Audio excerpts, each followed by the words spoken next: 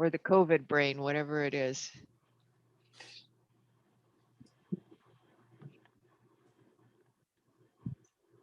Oh, and Katie too. There she is. Hi, Katie.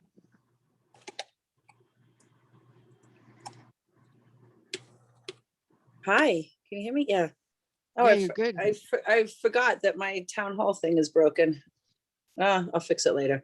Yeah, gonna you try could just go. It's just go to a little No, arrow. it's disappeared from there. I need to find the photo again.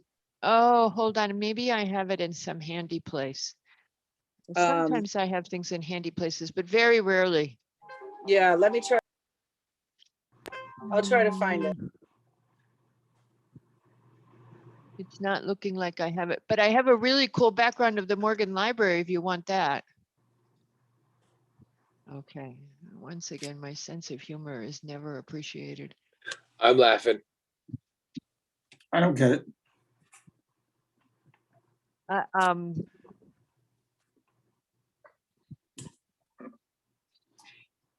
Okay, I almost couldn't get back to the meeting, so I'm just gonna let this go. All right.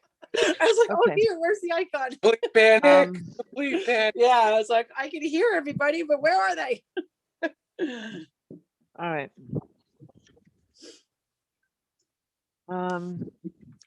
Any sign of Levy? No, ma'am. All right. So why don't we just go ahead and start? And so on this application, we had on Greenwich Country Club, we had Madam Chair. So what? it's a pre-app. Yeah, but we still need to have people seated. Right? Did we start the meeting? Theoretically. No? Even though someone's not, even though we're not voting on it, we don't need to have people seated? Okay. Well, there's no decision being made. I don't think we have to. I mean, we have a quorum. Right. So. Are we recording, guys? Did we start? No, not yet. We didn't start Okay. yet. Oh, you were We just are ready. chatting. Okay. Okie dokie. Recording in So progress. we're gonna go ahead and start with who we've got. Victoria, is you ready?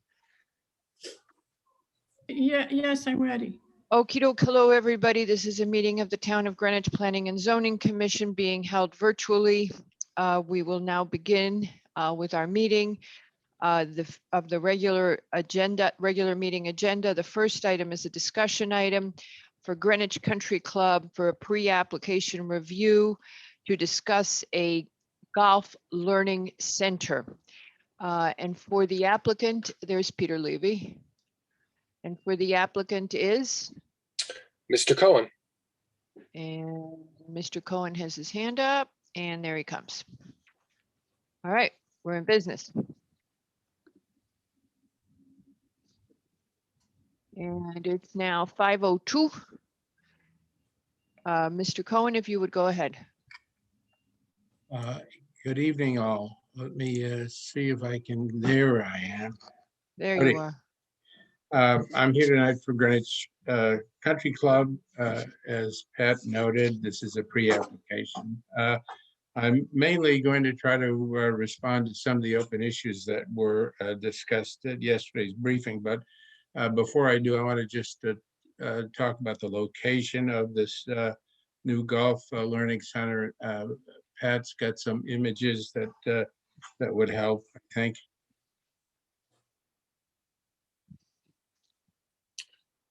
Mr. Cohen, did we lose your audio? No, he's waiting for you. I'm waiting for you to put on That's the first of the image. it's the pregnant pause. That's. I'm pausing. And there it is. So that is a topo of the entire country club. Greenwich Country Club has existed in this town for over 100 years. As you know, what you're looking at is their entire property, consisting of over 140 acres. In the kind of the center of this is the main clubhouse, which is reached by Doubling Road, shown in dark. To the right of that are the tennis courts and other racket facilities. Below that in blue are the swimming pools. And in red to the left on the west side of the property, shown in red is the proposed golf learning center. The learning center is, Pat, if you could show the next one, which is an aerial of pretty much the same thing. This time it's shown in yellow.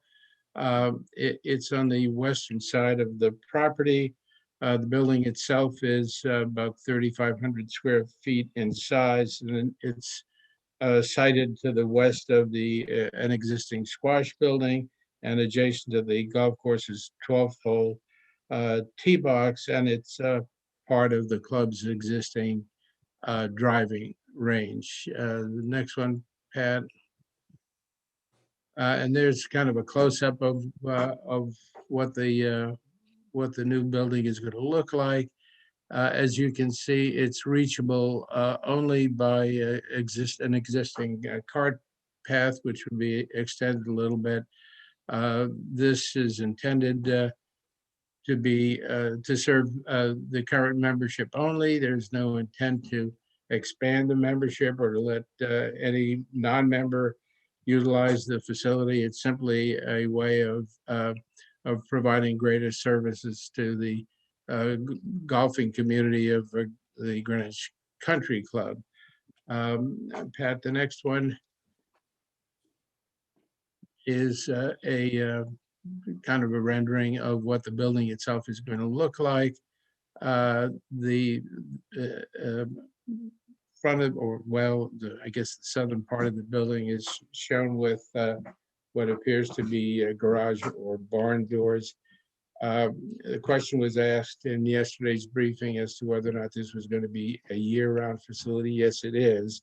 And the idea will be to open those barn doors during the warm weather so members can use the driving range, and in the colder weather, it will be closed, and in place of the open space driving range, there will be simulators that will allow club members to in effect simulate a number of different golf courses around the world. Is that driving range existing now?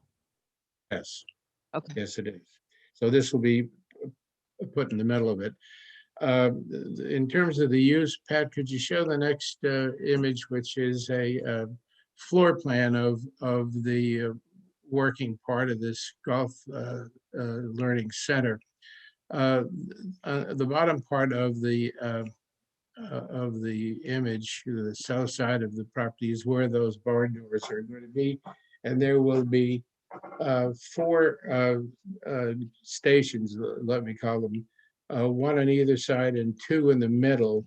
And again, during the colder weather, there will be simulators that club members can use for practice purposes. And then in the warmer weather, those doors will open and people will be able to use this as a platform for the driving range. There will be, it's not likely that there'd be more than 3 or 4 members working at a time. There is a little lounge area to the north of the facility that's got, as you can see, about 8 places for people to sit. There's a bathroom. There's a golf, a club fitting area, and a putting studio. But essentially, this will be a year-round facility to help club members improve their golfing. It will, as I pointed out, be reached only by a golf path, so there will be no new traffic there. There'll be no new parking areas because there's no intent that there'll be any change in the club membership. As I say, this is intended to be a facility that will be year-round, serving club members A number of other questions in terms of whether or not there would be any landscape issues. We have engaged a landscape architect to prepare a landscape plan, which will include lighting. There'll be a drainage report that we'll submit with the application. There will be additional impervious surface as a result of not only the building, but also the extension of the golf cart path to reach it. But we believe with our engineer that drainage issues can be readily managed. And that's pretty much the entire application. If I So, missed some of the Mr. questions, Cohen, go I ahead. had been, a couple of things. You'll offset the additional impervious besides addressing the drainage. You'll do all sorts of nice planting things and, you know, As required by the checklist, yes. and then even more things just because Greenwich Country Club is environmentally responsible. And in addition, the other question I had, so it's not classes, it's not going to be really groups, any kind of groups, it's mostly going to be individual, or will they also have a school, a sort of a 10 people I am for told that this will be individuals. individuals? Okay, so there's no problem, and they're not ever going to want to do a seminar kind of a thing. You mean Oh. among club members? I don't really know. Okay, all right, okay. All right, does anybody else have questions? I have a question. Yes, For Mr. Cohen. Go ahead, Mr. Lowe. On the drawing schematic there, it would appear that the building is only accessible by golf cart. There would be no automobiles pulling up near to this building. Is that correct? That's correct. So that's true even during the winter snowy months? Yes, that's correct. And then the other issue, which we mentioned yesterday, was lighting. Is that going to be an issue? Is this going to operate in the winter when it may be dark out late in the afternoon? It could, yes, it could. I don't have the hours of operation yet, Mr. Lowe, but we will include with our landscape plan any additional lighting that would be proposed. Okay. It seemed, yes. the only other question I had is and we could condition is if they ever do have some sort of workshop where it's a group setting, that it just not be in I'm sure the club won't want to anyway, during the hours when there's congestion for the schools in the area, because I'm sure people won't want to be arriving then anyway. Peter Levy, go ahead. Yes, I just curious about any considerations you had to try to put much of this facility in the main clubhouse, or what was your consideration? I'm sorry, Ms. Levy, I didn't get that. Oh, I'm sorry, you couldn't hear me? I just want to know, was there any considerations, or what were the considerations of putting this facility or parts of the facility in the clubhouse? Oh, as opposed to elsewhere in the campus, because of the adjacency of the driving range. In other words, this is where it would fit if people wanted to avail themselves of the driving range. Madam Chair, Mr. LaRoe, I think Michelle's trying to get in. That's her all over. Also, Peter Levy, we are not having a good luck hearing you. Sure. Yes. You seem to be Oh, on cell signal or something. We're having a very hard time hearing you. I was just Mr. curious. Levy, did Yes. you hear me? Yes. The idea is that this new building goes next to the driving range, so. Yes, yes, that seems like a good idea. I was just Yeah. wondering during the winter, the accessibility, it seems like if it were in the main, if you at least had some of these, if you have this ongoing in the clubhouse, then it's just more accessible. That's all. I was just thinking. I'll discuss that with the club manager.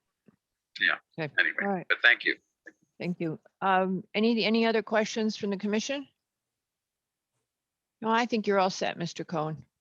Thank you, Ms. Eldon. Bye, Mr. Cohen. See you later. Did you No, want to you- ask for public comment? Oh, thank you for the reminder. Does anybody want to comment on this application?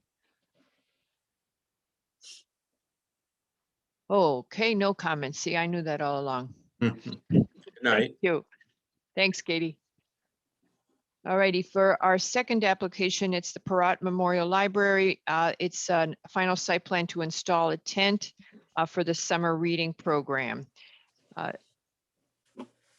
Seated on that application will be Mr. Barilak for Mr. Hardman and Mr. Lowe for Mr. Yeski. And representing the applicant, would the person please raise your hand? Is Kevin?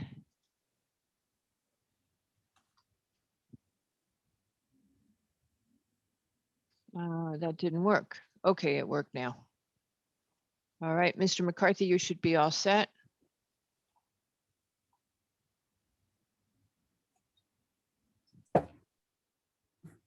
Good evening. I'm Good Kevin evening. McCarthy, the Director of Parat Library. Thank you for this opportunity to speak with the commission. And I'm here to answer any questions you might have. Thank you. I think the only question we had for you is that the fire department wants to do an inspection once you have it up. So we would condition that you get that inspection. Otherwise, you have no outstanding comments from the staff departments. Does anybody on the commission have any questions on this application? I have the same question I had yesterday at the briefing, which is if the period of time is between July 6th and August 3rd, would you be interested in or desiring a longer period of time for this tent?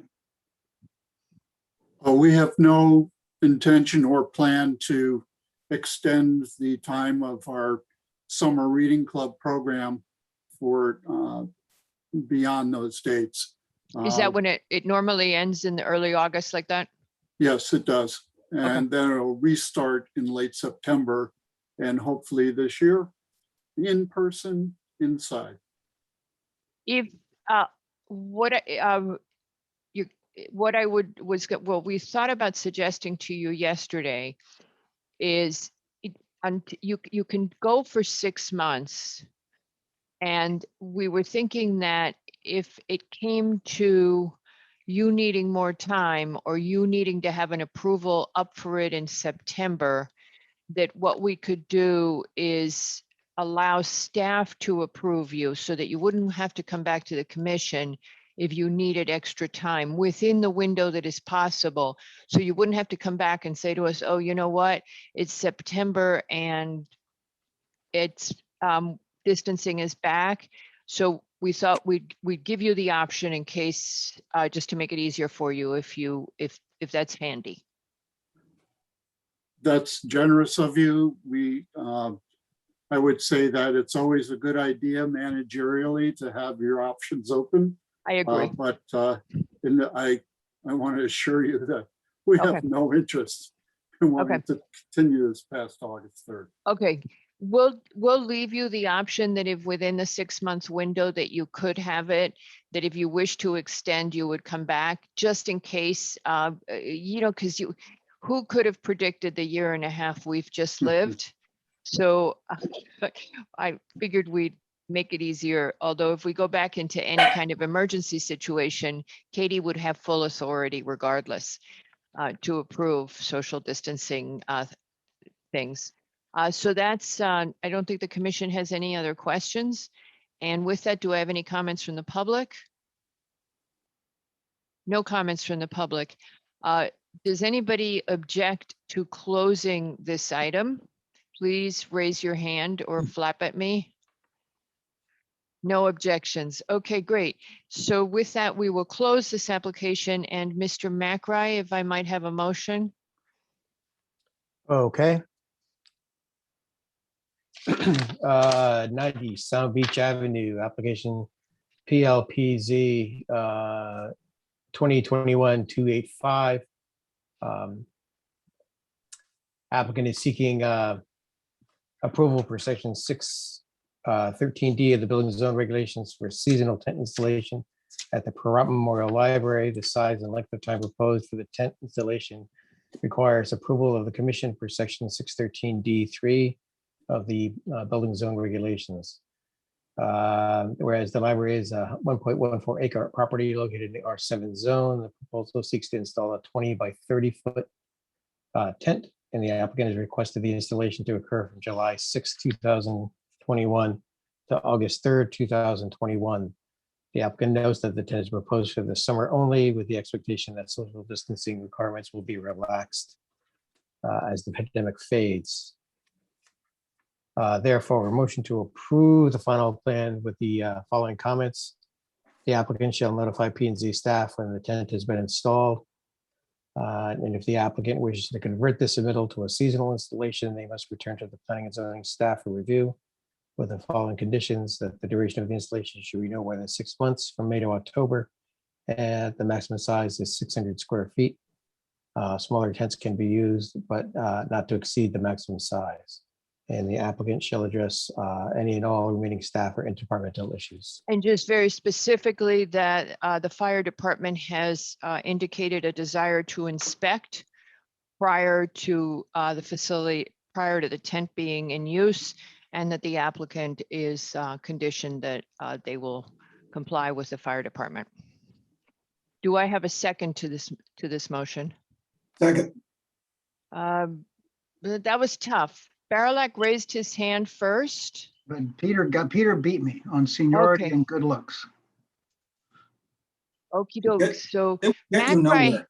Macri has moved and Lowe has seconded. Macri, how do you vote? Aye. Barilak, Aye. Lowe, Aye, Levy, Aye. and Albin is also aye. And with that, the motion passes 5-0. Thank you very much, sir, and best of luck with the reading club. And thank you, and I invite you all to stop by Perrott Library at your convenience and enjoy some good reading this summer. Thank you Have a so good much. evening. Well, best of luck. Bye. For our next application, we have Catherine Cassie Palmer for a final site plan to increase the area dedicated to the first floor unit within an existing dwelling at 16 Prospect Drive. The proposal is to finish the basement, and representing the applicant. Hello, Ms. Palmer. And you're all set. Okay. Good evening. Just before you start, Ms. Palmer, seated on this application is Ms. Goss for Mr. Yeski and Mr. Barilak for Mr. Hardman. Please go ahead, Ms. Palmer. Sure. So I'm here tonight. Actually, my two sons are with me, but being teenagers, I think they feel more comfortable if they are not on the video. So they are in the room, they're listening. Sebastian just graduated from Central Middle School today, so just want to say a quick congrats to him and everything as he's off to the high school. I also want to say I apologize for my voice. I don't know, as much rest and water as I can get. It just seems that life has been moving very fast this spring. So anyway, so the boys and I purchased 16 Prospect 2 years ago. It was part of a group decision. We like the home because of the proximity to the library, proximity to downtown. I think they like the proximity as they're growing up. We've lived in backcountry and other areas, but for myself, to be able to access the train system for New York City for work. When we looked at the house, what we liked about it, some of the possibilities, primarily that there was flexibility, that after our project, if we wanted to live in unit number 1, it looked like there was a lot of good space in the basement. And as they were developing into teenagers who enjoy their gaming and kind of their time away from their mom, it looked like there might be an additional space similar to when I moved to Greenwich about 30 years ago. My first property was in a 2-family home. It was a first floor unit and had a lower level basement that was finished, so that it felt like it was a little bit bigger, or it felt more like a home, I guess, more like a townhome or a duplex feel. So it was a big reason why we purchased that home, and we had a lot of options to purchase in town. We've lived in some great areas of Greenwich, including Old Greenwich, Bellhaven. We've lived in a couple homes there, but we really liked the potential we saw. So we applied for a building permit. We did get the okay to finish the basement. What we were trying to do was stay in code to dig out the basement so we had the proper floor to ceiling height, but maybe we underestimated how challenging it could be to reduce the floor. And when we brought in our third group, they came from White Plains actually with an air compressor, it was quite loud. And that was when the neighbors, I think, were aware of that we were renovating our basement. So at that point, we stopped work and we started the process of applying for P&Z approval to finish. And we learned about the different steps that we had to take as a group to ask for permission to finish renovating it. Fortunately, in the time I've been in Greenwich, I've completed other projects. One was a fairly large one in Old Greenwich on Houston. I had to apply for a variance, inland, wetland, coastal. We did get it, and we finished a very nice home over there on Houston. That was back when Alexander was a baby. He was 1. Now Alexander is 16. I can't believe we're thinking he's going to go on the road next month as a potential new driver. And we've learned a ton through this whole process. And so what we did, and what I was recently speaking with Alexander about, because his first job is going to be with the land trust actually this summer, which I'm excited about, is we learned that in order to do this, we are going to give back parts of the non-conforming that the house came to us when we purchased it 2 years ago. So working with SE Minor, and thank you to them, they were just absolutely fabulous to work with us. We did a site plan. We did an elevation analysis. We looked at our green space. We looked at our FAR. And even though the property is already non-conforming, we realized in order to finish our basement, which would then be considered the 5th bedroom of the whole property, we would need to have 5 parking spaces on our driveway. And in order to do that, we'd have to make some modifications. The main modification being that we would need to expand our driveway by a little bit, meaning that we would need to take away a little bit of green space. And what we thought then is to add back our green space, we would remove our shed, which is fairly large. It's about 58 square feet. And in essence, we would actually be adding back, I think it's 2 square feet of green space. So we would be making the property, well, there's no net change in green space, really technically 2 feet, but we would not be taking away any more green space on the property. And in addition, we would be reducing the nonconformity from a FAR standpoint, because we would be reducing our nonconformity FAR by another 58 feet by removing the shed.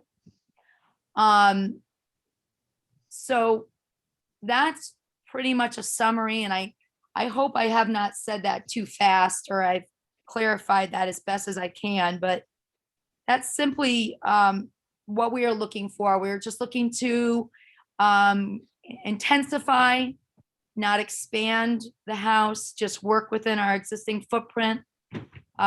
Just so the boys and or myself, but it's really for the boys, to just have a space for a family rec room, playroom.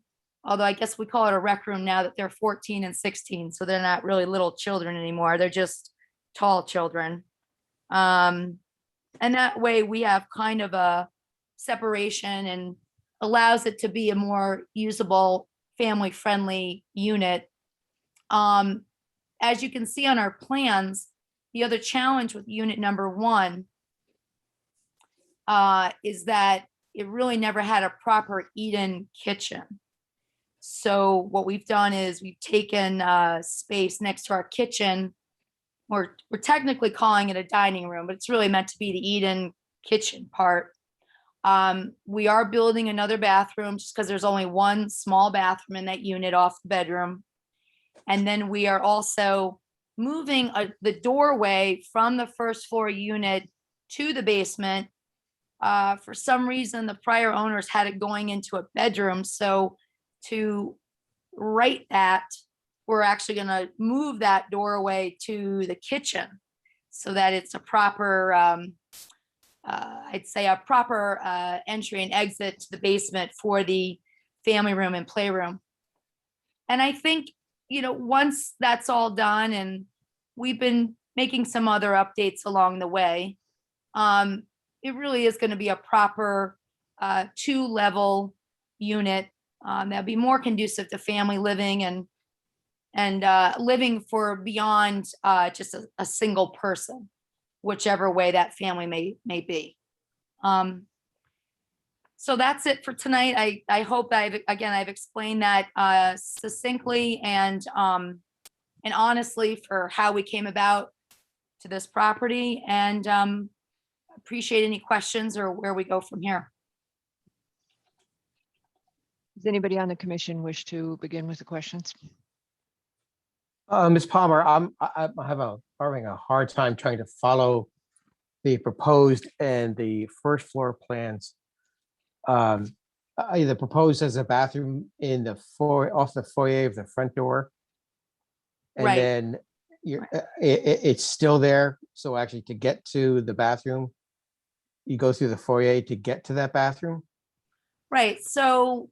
Okay, this is- and then you're talking about the yes. kitchen on the I don't see the change there from one to the other. It seems that actually there on the existing, it says kitchen and dining, and there's no reconfiguration on the proposed kitchen and dining. There's no, there is no, that was existing when we bought it. So So there- yeah, I'm sorry, go ahead. There's no change to the kitchen and dining? There's no change to the kitchen and dining. Okay, I'm Yeah. quite confused because I thought I heard you say just now that there was you wanted to create an eating kitchen area and a dining room. Okay. Okay, well, I'm sorry, I'll just clarify that. So there's really not enough room for an eat-in kitchen. So I know traditionally and formally, a dining room would be a little more formal area, but our dining area will be more like an informal. But it was just meant to be an extra comment. It's not one that I was really that focused on. The new bathroom, when you walk into the foyer to the left, that is exactly how it works. You walk in unit number 1, you're standing in a foyer, you look left, and that's the bathroom. That's the new bathroom. Do you live there now? Yes, How many bedrooms in unit 1? From the plan, it looks like there's 1. 1. Yeah, Okay, so you and your 2 sons live in the unit with the 1 bedroom. Is that correct? yeah, 1 bedroom. So what says dining room? I mean, we have a couch there now, but that's not really the right way to live. You have like a couch and the plan is because there's no proper eat-in kitchen, that we want to use that area to be the eating area for the kitchen. But then you only have one bedroom for 3 people. Okay, and then we go down the stair through, I guess there's a revised door to the basement, and that's a family room, correct? Yes, the proposed is for the family room. Yes. And a new bathroom, washer and dryer, and it says mechanical, but I don't see any detail on what mechanical systems are down there. So basically, we purchased it with a half bathroom in the basement. There were mechanicals in the middle. And through the process, after we got the permit to finish the basement, we started the work. We removed an very old boiler, and we're trying to be as environmentally conscious as possible. So we put in a new Navion system, hot water system for hot water. And then also we brought Selco in from Bridgeport, and we put in a split system for heating and air conditioning. And then we also, there's some duct in unit number 2 in the attic. But other than that, we just have individual splits, like there's a split unit in the bedroom. There's another split unit in the dining room for unit number 1 currently. Okay. Besides you and your family, how many other people are living in the building at the moment? So because we're still working with COs and everything, we don't have any formalized people living there. Upstairs is a 3-bedroom. So it just depends on who the future tenants would be. So there's no one occupying the building other than you and your family. Yeah. Occasionally we have guests, but we don't have formalized tenants. No. Thank you. So you have 2 units, but you're not going to have anyone living in the second unit? Is that what you said? No, the plan is that we will have, we'll have tenants, but at this point, with doing proposed work I and see. whatnot, you just, I don't think you're really, Okay. yeah. I mean, some of our record contains photos that you did have a tenant during the construction. So there was a photo, as I remember, from the time you postponed. There's some information in the public record. There were some photographs. If it's somebody was sleeping in the garage or something like that, there was a photograph no. of that. But I'm really not you'll sure, need yeah. to go through, you'll need to Yeah. review the public record, ma'am. Does anybody else have any questions and comments? Okay, we have had 2 major discussions regarding this application, and they both center around the fact that this is a non-conforming property, and we were trying to determine if the expansion in the basement increased the non-conformity. And the second question before us was whether the parking would actually comply as it is being proposed, and whether it would be workable logistically. I'm afraid, ma'am, that you probably can't comment on the issue of the expansion of the nonconformity, as it's a legal issue for us. It's a technical issue. But as regards this parking, there were a lot of concerns raised yesterday. It is not of sufficient size, as I remember staff advised us, and it is difficult to maneuver. Ma'am, if you would comment on the parking. Sure. So currently, there's no parking on the street. So myself or a guest, no one is parking on the street. So if we were to finish our basement, and from what I understand and speaking with P&Z in the building department, when you finish a room, a family room or a den or another room of that nature, it's considered an additional bedroom. So the whole property would go from a 4-bedroom to a 5-bedroom. And from what I understand in doing our calculations, that we would need to have 5 parking spaces. So 1 parking space would be in the garage. 4 parking spaces would be on the driveway. The driveway is a very large driveway. It has a space to the left of the garage. So that's a 2nd parking space. And then we need 3 more spaces. Because the calculations, I believe the calculations is 8 by 12. I hope I have that right. So when we did our drawings, SC Minor did our drawings for us. In order to make sure that each of those cars on the driveway can maneuver out, 2 of them, you're allowed to have 2 cars be tandem. So we can have 2 tandem on the left, 1 next to the garage and 1 behind, and 2 other cars on the right. In order to be compliant with the square footage that's necessary, we would need to cut back our front area that currently has a Belgian block, like a semicircle. So we would be taking away a little bit of green space there. But in order to have no net change in green space, we're going to remove the shed in the backyard. And so what happens is, and that green space taken up by the shed is a little bit greater than 50. So once we remove shed, we actually add back approximately about 2 square feet in green space. We're actually making it a greener property. And so that's our plan for the driveway in order to accommodate the 5 parking spaces that are necessary. But as I look at the drawing that I think you're referring to, I honestly don't see how any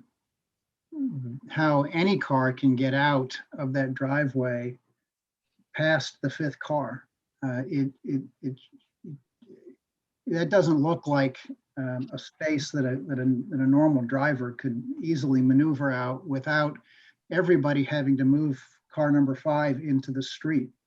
Could you comment on that for me? Sure. We spent a lot of time doing this. SC Minor was out there, I believe, 2 or 3 times for the measurements. I have to say, in looking at this drawing, and I could triple check this because we've looked at these drawings many times since December. It doesn't look like the tandem cars on the left can pull out, but I've lived at this property now for 2 years, and I've had 3, 4 cars at one point on the driveway. Let's say last summer, we had my cousin was there, a friend was there. We have never had a problem on the left with those 2 cars backing out and running into that 5th car. I know the image, optical illusion, it looks like they can't back out, but the car that was in that 5th spot, the spot in the back, was a Grand Cherokee. And we had no problems with a small SUV plus another car on the left backing out. And no one was close to ever hitting any car, and no car has ever scraped or come close. And that includes SUVs of the size of a Grand Cherokee. Yeah, If- and this was when it was just your family, right? One family, so you could run in and get each other if you needed to move a car. The concern here is that if you, as you said, you would eventually have a tenant take the first and basement levels, that it could get very tricky because you have separate households, and as Mr. Barilak pointed out, one car would always have to move, and the parking spots. Pat, what did you mention that was the width yesterday versus what would be optimal? I'm sorry, the width of a parking space? What is the width that's available? That we were discussing the widths available, Well, available. 8.5 is the minimum for a parking space, and right now it's less than that. I mean, I don't have my scale on this drawing here, but if this is a standard vehicle here, it's somewhere in the range of 8 to 9 feet, and obviously it's not the same width as this point here to the edge of the driveway. So it doesn't appear that you could bypass the fifth vehicle without having to move it to get all the other vehicles out, which is Yeah. only with the multi-see. Okay, so, the concern is we have a non-conforming property. We're adding this basement space, and the parking that is being put in to accommodate it is non-conforming in and of itself and looks challenging on this plan. I recognize that SE Minor is a professional outfit that does a great job and all that. So I'm thinking that the way they're showing it is pretty realistic. Yeah, And- I'm And sorry. it looks very difficult. I need Katie, to- would you yeah. have any thoughts on that? I actually need to comment. I'm sorry. Can I? Oh, can I comment? I'm yes, sorry. yes, Ms. Palmer, please Right. do yes, go ahead. I don't think we're looking at the right slide because I just went back to my notes and I pulled up the material that was emailed to Bianca from SE Minor just last week. And we're not looking at the correct proposed plan. There you are, Patrick. That's the one. Well, it's- Yeah, this does show the fifth car here is angled a little more horizontally on the image as opposed to at more of a 45-degree angle. which Right. does Yeah. give you a little more space, but I still, I mean, I'm really, really challenged to get that car into that spot. It has to be flush up against on the right side with what looks like the curb. Well, And- last and year, yeah, I really need to speak to this. This has been going on a long time, 2 years. I had a friend who asked to leave their Grand Cherokee in spot number 5 last year. And it was there for a few weeks during the summer while they traveled.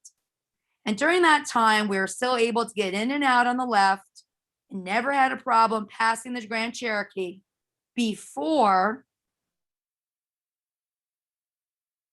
proposed, I would call it cutback. It's like cutback of the side yard.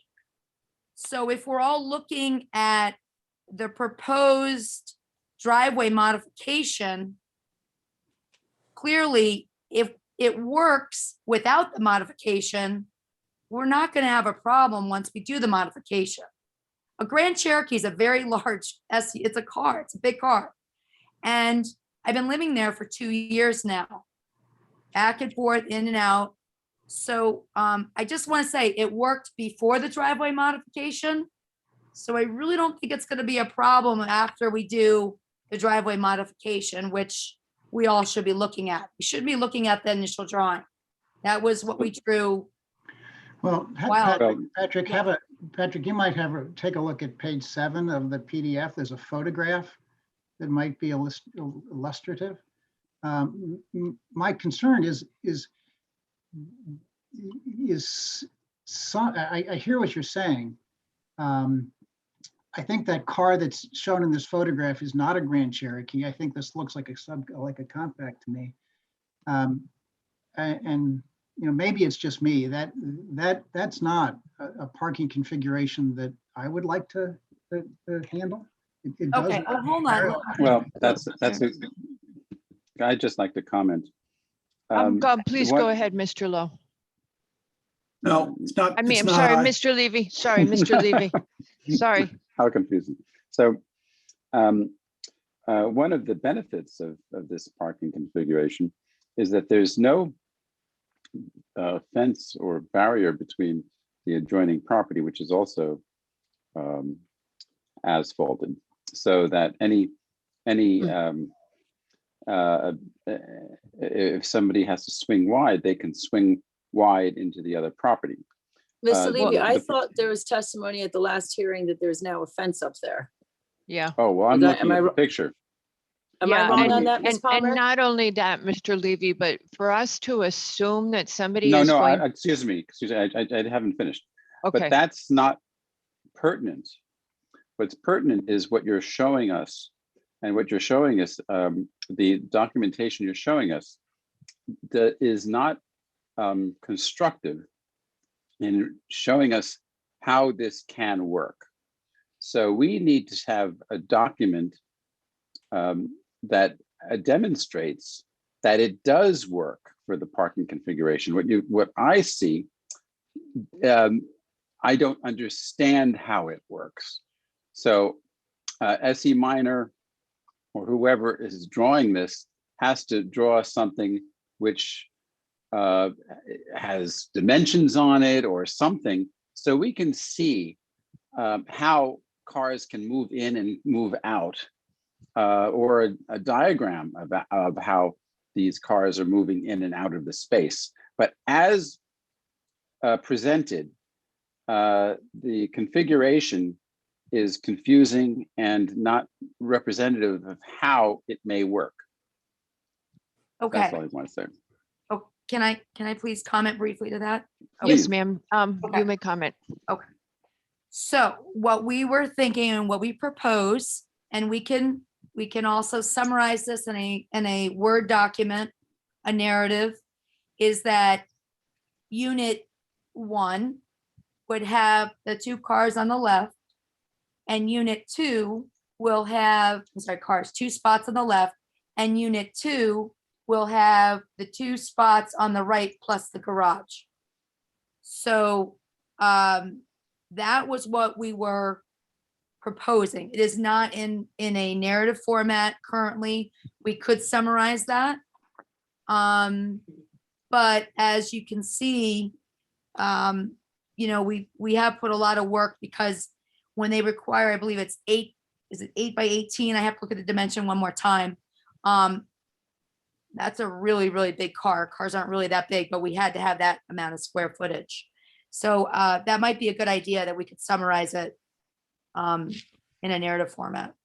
But you will actually be then, if you said that you would have the unit 2 would have the 1 car in the garage and 2 cars in front of the garage. So you're going to actually, it won't be tandem, but it's going to be 3 cars lined up for unit 2. That was just our initial take on this. It might not be the right solution, but we've never had a problem. And we've had, last summer, we had 3 cars, 4.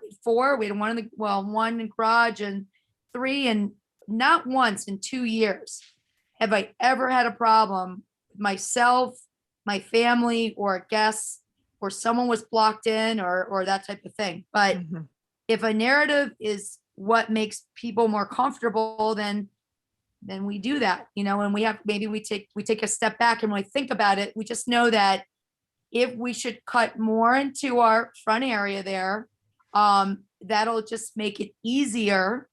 There is a bit of a fence there. However, it does not span the entire driveway. It's only a partial fence. So a car is able to use part of the driveway if necessary, but generally I've rarely seen that happen. John, our neighbor, very nice family next door, you know, we've never had a problem with that. If a narrative is what makes people But comfortable, yeah. that is a problem for us, because what we need to do is we need to make sure that your proposal works. And in lieu of some other kind of agreement or situation with your neighbor, you have to show that on your property it works. So I'm sure that it's possible. It's certainly plausible, but you haven't shown us something that really documents exactly how this configuration does work. Ms. Okay. Palmer, I have a question. In an earlier appearance, in a review of the application, there was, I believe I recall, there were a number of neighbors who were concerned about cars belonging to people either living or staying in this dwelling that were parked on the street. I wonder if you would comment on,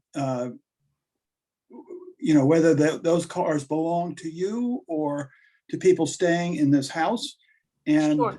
if so, what transpired or occasioned anybody staying in the house to park on this narrow, crowded street? Yeah. So, I mean, that was a little shocking to me because the only one car that I have viewed that was my car or a family member or a guest, I think it was a black sedan. And that is one of my cars. I have a few cars. And then other than that, we've had some contractors there to help. We've updated a couple of our bathroom, and we've had contractors for our work. There was a picture that was presented by a neighbor that showed a string of cars. I have no idea whose cars those are. They're not mine, nor are they anybody associated with my property. So, I have no idea. Mr. LaRoe, can you bring up page 141 of our agenda, please?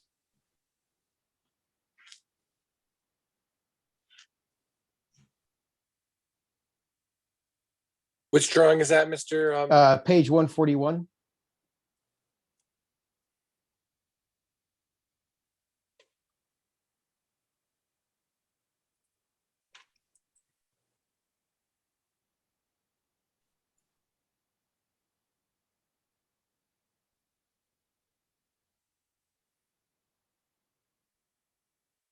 There's the So fence. there's the fence, so we can start with that. I'd like to actually, so the maneuvering is actually tight, and now, it seems to me if the tenants of the building need to park perfectly for the parking layout to work correctly.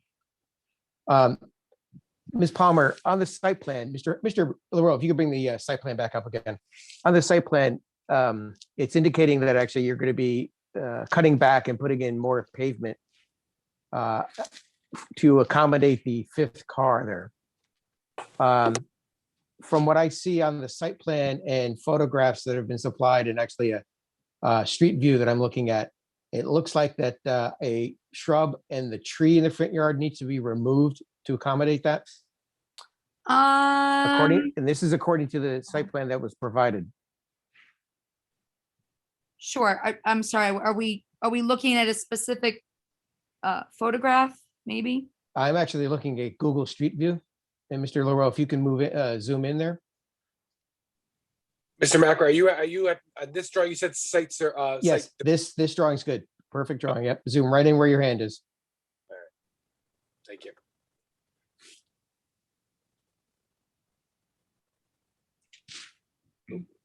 Apologize.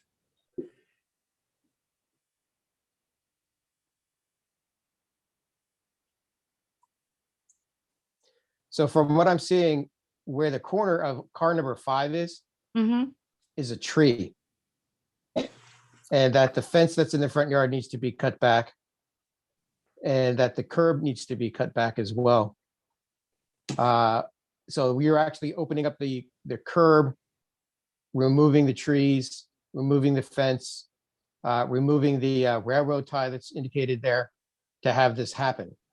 And it also indicates that actually if that person in the car number 5 doesn't park perfectly against the curb that you're putting in, okay, you'd have less than 9 feet. And it seems to me that actually if you've got a fence on the property line less than 9 feet, unless everybody is truly accustomed to parking and staying away from each other, this really can't be accommodated. Well, and that's not even the case, Mr. McRae, because what you're trying to do is something that works by the regulations and for all time and isn't just dependent on people being nice to each other, because that Exactly. So I would say we've got to be comfortable just looking at this and saying it's going to be okay. So the parking is giving everybody concerns. The other thing that we've talked about is this issue of the basement and whether it is in fact an expansion of a nonconformity. What are questions you would ask? I think it's difficult to ask the applicant about it at this time because I can try and explain it. Ms. Palmer, the way the law works, you can't make something that's non-conforming a bigger space. And that's the way the regulations work. You cannot make it bigger space Like make it more non-conforming. and make it more because that makes it more non-conforming. You're in an undersized property and you're making it a bigger space, which makes it more non-conforming if you're making the space bigger. The discussion that we have had is, does going deep, going down and expanding the space by going vertically make the space bigger? And the intuitive answer would seem that if you dig into the ground and raise your ceiling height, you are in fact making your space bigger and therefore more non-conforming. And that is against the law. We cannot approve an increase in a non-conformity.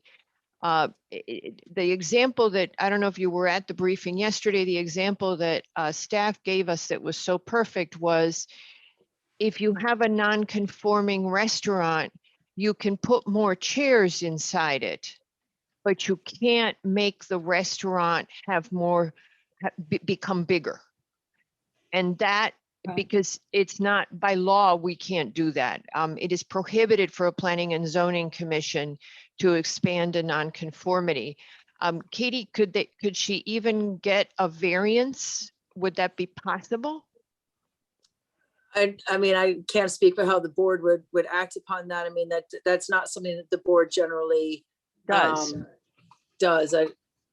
So Well, they have on very, very limited bases given FAR, but that's not really at issue here. This is more of a use variance. yeah. So And those, yeah. so normally, so what we struggled with is, in fact, are you making the space bigger? And does height make it bigger? And that's where we've been. I don't know if we postponed once, but we talked at that briefing session. You were unable to come, but we had discussed it at the briefing session before you postponed, and we kicked it around for a good hour the last time. Does the commission have thoughts on this issue at this time that you would like to discuss with the applicant? I think we've discussed a lot of things. I I have think maybe, another issue when you finish the bedroom. Okay, all right. If you want to change, go I've ahead. got one more Mr. Barilak, question. go ahead. No, I've Go got- ahead. let Victoria go. I've had some. I have one more after her. Okay, Okay. what I was looking at, Ms. Palmer, was the non-conforming green space. And if you look at, go to the survey where you please, Patrick. The SE minors survey.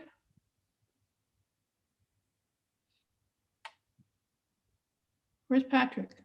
He's coming. He's He's working working on on it. Oh, okay. You know, I just can't see but his arm. I can see his arm. I just wanted to mention the reason, originally, the reason why we were lowering the basement floor was to come into conformity with the building code, but I understand what you're saying. I just wanted to mention that we were just trying to stay with the codes. Okay, it's up at the top right-hand corner. Ms. Palmer, you had said earlier in your presentation that you were actually increasing the green space. But if you look at the proposed green space up at the top right-hand corner, there's green space written, underlined, and then you go down past the double horizontal lines, yeah, right there, proposed green space. And if you go down to the very bottom of that proposed green space section, the surveyor said that you're still 222 square feet over the maximum allowed green Right, space, right. despite the fact that you've removed the shed, because that notation takes into account that the shed has been removed. So I think you still have a problem with the green space. Well, the property, we purchased it was already non-conforming. And that included the green space non-conforming. What we're proposing in this is that by removing the shed, we're reducing the non-conformity. We're actually adding back a few extra feet of green space by removing the shed in the back and creating a larger, yeah. And you're also taking away green space by increasing the size of the driveway and Right, by cutting back the curb. Yes, we are taking away green space, but we're adding back more green space in the backyard so that there is no net change in green space, or these we're actually documents don't adding. really show that. Yeah. I can't tell by looking at these documents whether you're adding, looks like by these documents that you're increasing the green space. No, well, that's why we have the calculation there on the right side.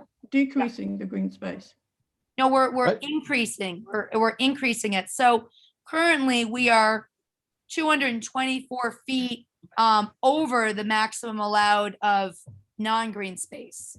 So after we cut back our curb and make our parking our driveway more parking friendly for 5 spots and remove the shed, we're adding back more green space in the back than what we're taking away in the driveway. But these documents don't reflect that, because the documents don't show the driveway aspect. So maybe they could be made a little bit clearer. Sure, I mean, we could definitely, we can do what the commission would like to make things clear for you. So sure, we could, maybe what we could do is we could do a calculation saying, this is how much green space we take away by cutting back the curb. But then this is how much more green space we're adding by removing a structure in our backyard. Sure, we could do that. Okay, thank you. Sure. So you're adding in 2 square feet by removing the garage. The shed, it's a shed. Excuse me, the shed, but you're Yes. still 222 feet over the maximum allowed. Yeah, That's what the calculations tell us.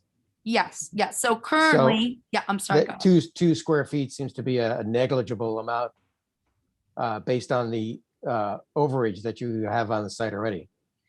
Well, yes, I mean, the bottom line is it's essentially Still- no net change in, we're not, by expanding or cutting back our curb a bit to make a more friendly, allowable for 5 car spaces, we're just showing that there's no net change in green space. So it's not like we're losing a lot more green space, because we like to take out the secondary structure in the backyard and add more green space there. Maybe we'll plant another tree back there. Actually, that's probably one of the wisest things to do, is we're going to do some plantings back there. And so we just want to show that we're not trying to make it less green. So. Okay, Mr. Barilak, you had a question? I did have a question, and it is, apologize for this, but it's really addressed to staff, to Katie and Patrick. The regulations do allow tandem units, tandem parking rather, one for each unit. But my dictionary, my Webster says tandem means 2. And we have one here, one space that's 3. Is there a precedent that you guys have you had experience with tandem, meaning 3 of them lined up, one behind the other? Because obviously, if you have 3, that means you need 3 people to get the last car out, and you're adding that much extra traffic. Yeah, I think you're right, that's generally how it's been viewed, that tandem means 2. I honestly cannot recall a situation where that has been the case, where there's been 3. Usually it's like the way it's shown with Ms. Palmer's drawing, where there's a garage space and then the car parks, one car parks on the outside of that. The only other one I can think of was on Strickland Road, and I believe, actually, now that you're mentioning it, there was a similar scenario, and then that third car was parked in the front or maybe I think there was some issue with it where it either received a variance in order to be allowed to do that because of the greenscape and the streetscape, that it would have been ruined as a result of creating it in the front yard. I'm gonna have to look into that one, but I don't recall a scenario as you're asking about. Do you, Pat? I can't think of one that goes beyond 2. I just also want to point out when looking at tandem parking, I believe the only references to that is when it comes to multifamily developments. So that would be the RR6 RMF zone. So this is a non-conforming use right now, being a single family zone and having multiple units in the building. So I'm not sure if it's exactly applicable because, again, I'm just looking for references. 2 or more multifamily dwellings, I guess, is where the first reference I see. So I guess it could be applicable. I mean, I kind of deferring to Katie on her. Well, do you have the regulation open, Pat? Because if you read 155 up at the top, it says that the parking requirement for single is quote unquote adequate. Right. So on lots for single family residences, the purposes of boarding or rooming, housing, sufficient garage space or outdoor parking space shall be provided to accommodate passenger cars used by the residents of such premises. And then you move on to 6155, which is the title of parking and garages for 2-family and multifamily residential purposes. So it doesn't really say specifically to zones. It just talks about the use. So it would appear that this would be the applicable section. And then it says tandem parking may be permitted for spaces that serve each individual unit of a 2-family dwelling. But then to Mr. Barilak's point, is tandem, is it a train of 3? Is it a train of 2? What's that layout supposed to actually look like? And I think the point that was made by, I'm forgetting which commissioner made it, but that last space, it would appear that you would have to park in a very specific spot at a very specific angle with a very specific vehicle to make that 9 foot be there all the time. And I'm not saying it's not possible. I'm just saying it's a tight formation at the end of that driveway. And I think that's the concern that's being expressed by the commission. Well, and the other thing, I mean, just coming back to it, is that number 5 spot that we're all talking about so much, is it actually technically in the required front yard? And therefore, if it's in the technically required front yard, it would have to be screened and you would not be able to get out of it. I just didn't want to go down that rabbit hole. I think Mr. Barilak's raised a great point, but it goes on if we just are having a problem with how you do. And again, the limiting factor here keeps coming back to this is a non-conforming lot. It's too small it's an undersized property and therefore can't accommodate. Does anybody have any additional questions of the applicant? Not at the moment. Okay. I had just one Yes, ma'am. thing that I Please just go ahead. happened to notice in that 6155 that Patrick was just looking at, the section speaking to garage space. And we know that the garage space is two garage spaces are required actually for this building, but we can waive them. We can waive it, yes. But it says that for the garage space, the plans of such garage space must provide for convenient maneuvering of cars Yep, into exactly. or out of parking stalls for safe and convenient entrances and exits. And if you look at the spirit of this regulation, though it mentions garage, you surely want the driveway to be be arranged so you can have convenient maneuvering into or out of parking stalls. And we certainly don't have that in this situation. Okay, can I speak to this for just a moment? So, Yes, okay, currently I have 2 cars. One car, well, I'd consider it kind of my weekend car. It's a smaller sport type of car. That car will go in the garage. That car does not come out on a daily basis. It's an extra car of mine. It's people sometimes have extra cars. It's a like I said, it's a sport car. And what I'm thinking is for our unit, that's the car that's going to be in there. Meaning that car is not going to come out. And for the tenants in the other unit, the unit does not come with a garage. It's just going to be outdoor parking. So then I only have one car, or we have one car between my son and I, my 16-year-old, who's not really driving much. He's very young for driving. So I'm flexible as to where my other car would go. So for the unit, the larger unit, if we're living in the smaller unit, again, I think it just makes it easier. I'm just not going to offer garage parking for the tenants in the other unit. I'm gonna have my own car in there. Okay, ma'am, I'm sorry, but it isn't just like what specific cars you have right now, but again, it's got to work with the regulations and perpetuity. Does anybody else in the commission have questions? Does anybody from the public wish to comment on this application? Anybody from the public? We have a hand up, Mary Jenkins. And hang on a second. Oh, I don't know what I did just there. All right, and I'm fixing the view gallery. And ma'am, if you would go ahead. Ms. Jenkins. Do you need to ask her to unmute? Yeah, I did. Okay, Oh, there we I've go. unmuted. Hello. Is that, are you hearing me now? We can hear you Yes. perfectly. Yes, thank you. Okay, excellent. I didn't want a repeat of the December meeting. Thank you, Madam Chair and members of the commission. I have 3 comments, and I think to some extent, these comments really have already been raised by members of the commission. So I hope you'll bear with me.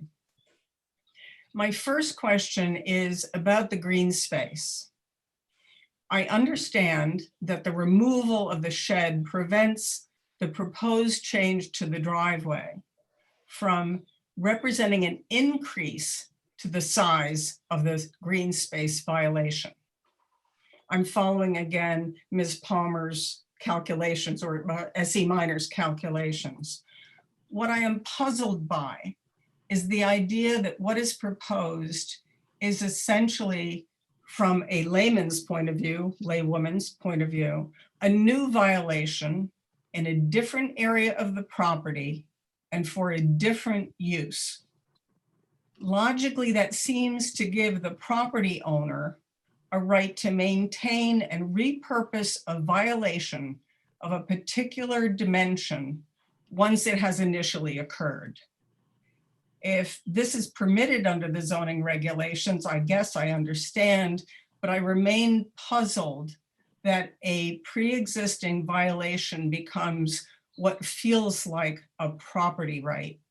And if you'll bear with me for a minute, the classic example in my mind is, I owe you $7 and I'm really sorry, but I'm going to make it fine. I'm going to pay you right now.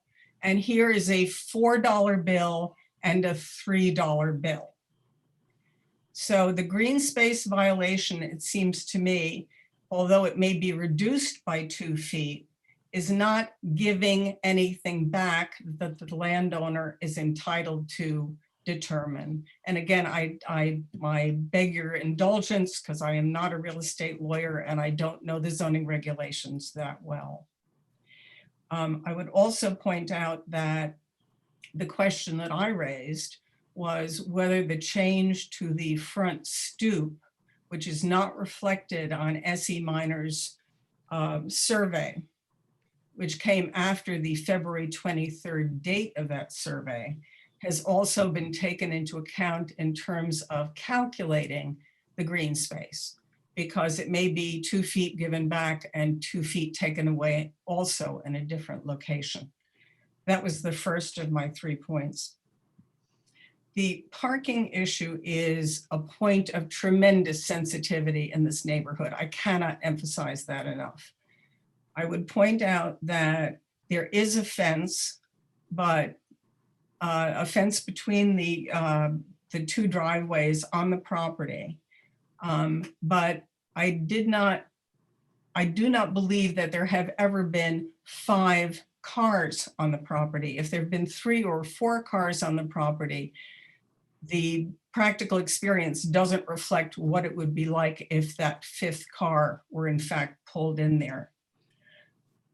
It's problematic for me. Free movement of the 2 cars closest to the back of the property, the garage space and the space next to it. In order for them to be freely movable, 1 to 3 cars will either have to be parked on the street or be pulling out into the street repeatedly to be repositioned. So even if this does not involve parking on the street, it does involve greater backing and forthing on a narrow street.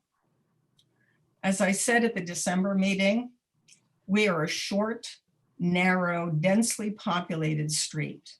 We have 11 driveways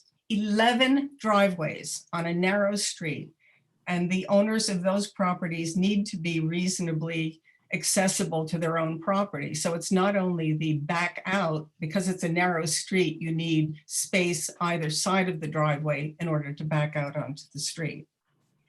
I would also point out that we have a difficult intersection with Farley Street. It is a right angle turn. There is an elevated fire hydrant on the corner. And if any cars are parked opposite any part of that intersection, it's virtually impossible for delivery trucks or emergency vehicles to make that turn and get to Farley Street and Cassidy.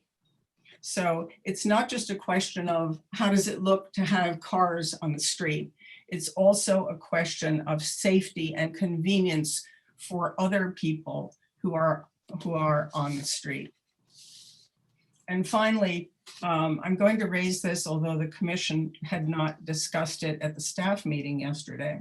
And again, I'm going back to the December meeting because I believe there were a number of issues at that meeting that have not been addressed.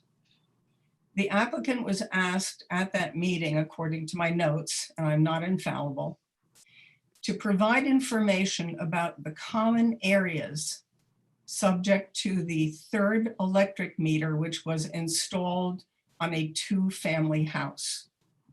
The floor plans have not indicated what common areas would generate the need for shared services billing.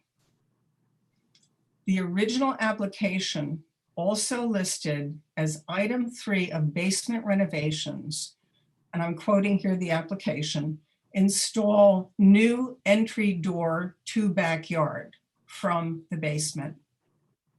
If the basement includes habitable space, a full bath, and access independent of the 1st floor unit that it is supposed to be dedicated to, I am skeptical about the necessity for a 3rd electric meter under those circumstances. And finally, I did not have this on my prepared remarks, if you will, but I will note I was the neighbor who provided the photograph from, I believe, 13 months ago.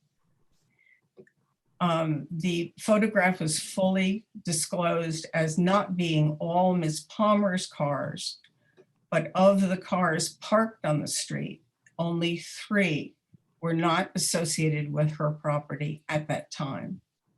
I can also indicate that for a period of time last spring, and admittedly it was pandemic time, so I'm not sure that it is any more relevant, there was a car parked in front of our house for 2 weeks that was never moved. So when you have cars parking on the street and also parking for extended periods on the street, it limits my ability to have oil deliveries or guests or any other access to that space. I think I've probably said enough. I'm going to thank the commission for their attention. And I also, before I stop talking, want to mention how much we appreciate Bianca Dygert's help. She has been unfailingly polite, prompt, informed, and very calm in dealing with me, which I totally appreciate. Thank you, Madam Chair. Thank you very much, Ms. Jenkins, and thank you for the compliment to Ms. Diger. We also think she's a huge asset and value her contributions greatly. She's just terrific. Excellent. Then thank you for the homework and the great notes. We have an opening on the commission. Don't tempt me, Madam Chair. Don't tempt Well, me. you know, I'm it's only also, it's I'm only al- a few hours a week. well, all and right. I've also been following on the hospital matter, so maybe I should send you my resume, but I think I better drop it before I I go think further. you're compromised. All righty. Does anybody else from the public wish to speak on this application? And I'm just moving down. I see no other hands raised for this application. If you wish to speak on this application from the public, please raise your virtual hand. Ms. Palmer, there is no one else from the public who wishes to speak. As the party representing the this, you have now the floor to respond to what the public has said. If you would go ahead.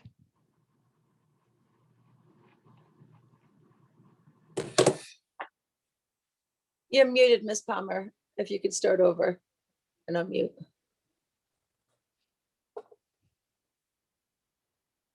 Okay. I There we want to go. thank I want to thank Miss Jenkins for just basically kind of laying out anything that could be a concern in this process, because I think in order for it to be a fair process, you know, we should have, everything should be on the table.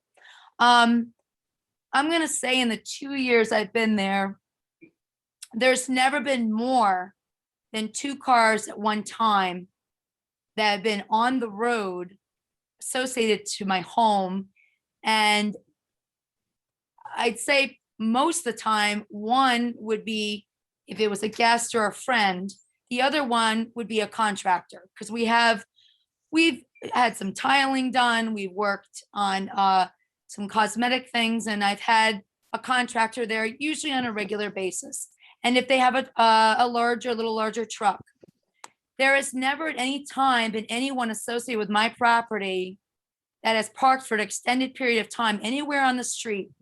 The only time was, as I mentioned, it was a Grand Cherokee, and it was parked for a little bit of time while the person traveled. It was a friend of mine, and it was parked on my driveway. So I'm not really sure, Ms. Jenkins, and I'm sorry that you've had. I'm sorry, Ms. Palmer. I know this is a crazy thing, but even when a member of the public says something, you have to answer to the chair. Oh, well, And if you ever Okay. watch the state legislature, they actually say through you, Mr. Chair, all the time, which is kind of weird. Okay, go ahead, ma'am. Okay. Oh, I'm sorry. I sorry for not Yep, being yep. more formalized. No, Okay. that's fine. We Okay. just, Yeah. it keeps it calm if we have rules. No, it's important.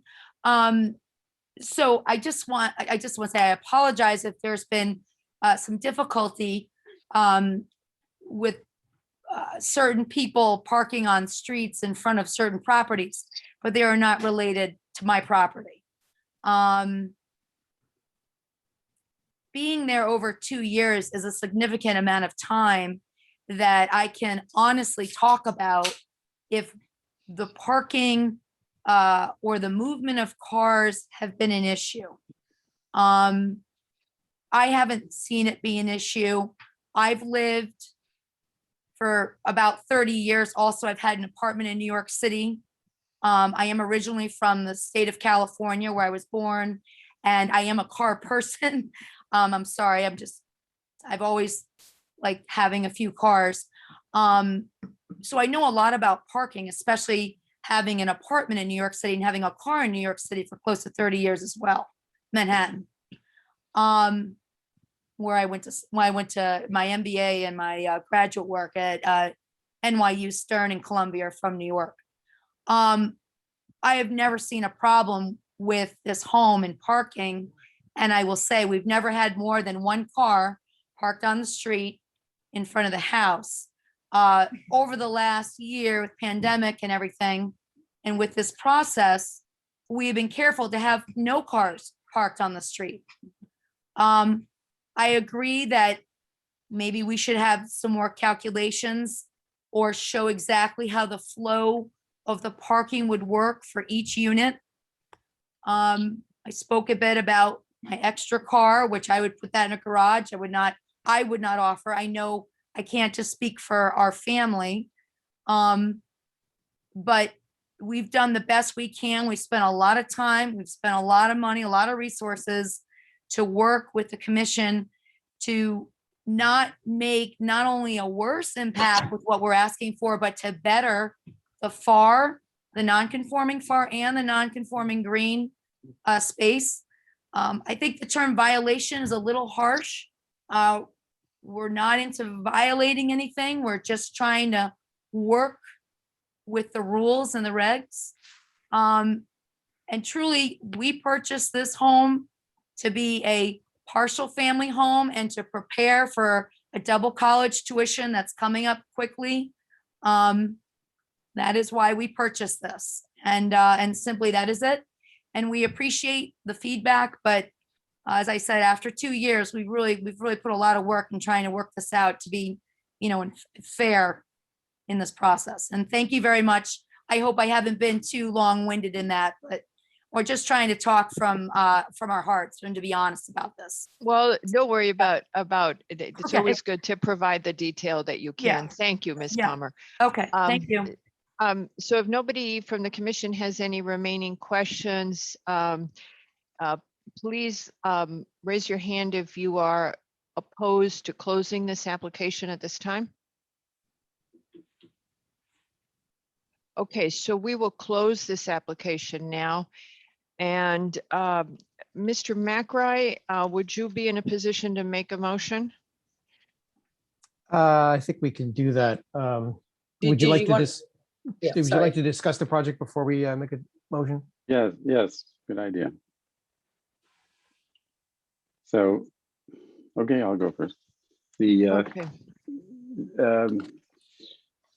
I guess that it's important to comply with the regulation and make sure that the applicant knows that we can put something forward, but they'll have to meet our terms in order to go forward. So I just wanted to put that out there. okay. Anybody Um, else? I find that the plans that have been provided, the floor plans are confusing at best. The detail as to what is existing and what is proposed throughout all stories of the building is very difficult to understand. To that effect, actually, I can't really tell. Actually, we're talking about 5 bedrooms, but I can see spaces there that I would consider as other bedrooms. So maybe the parking number is not correct. I find, and as Mr. Leroux had said, I was the member that said, unless you park perfectly, it seems that the parking as proposed is not going to work. I find that actually, yes, we're gaining 2 square feet of greenscape, green area, but we're still 222 square feet over that. It's my understanding this is a 2-family zone in an R7 or a single family zone.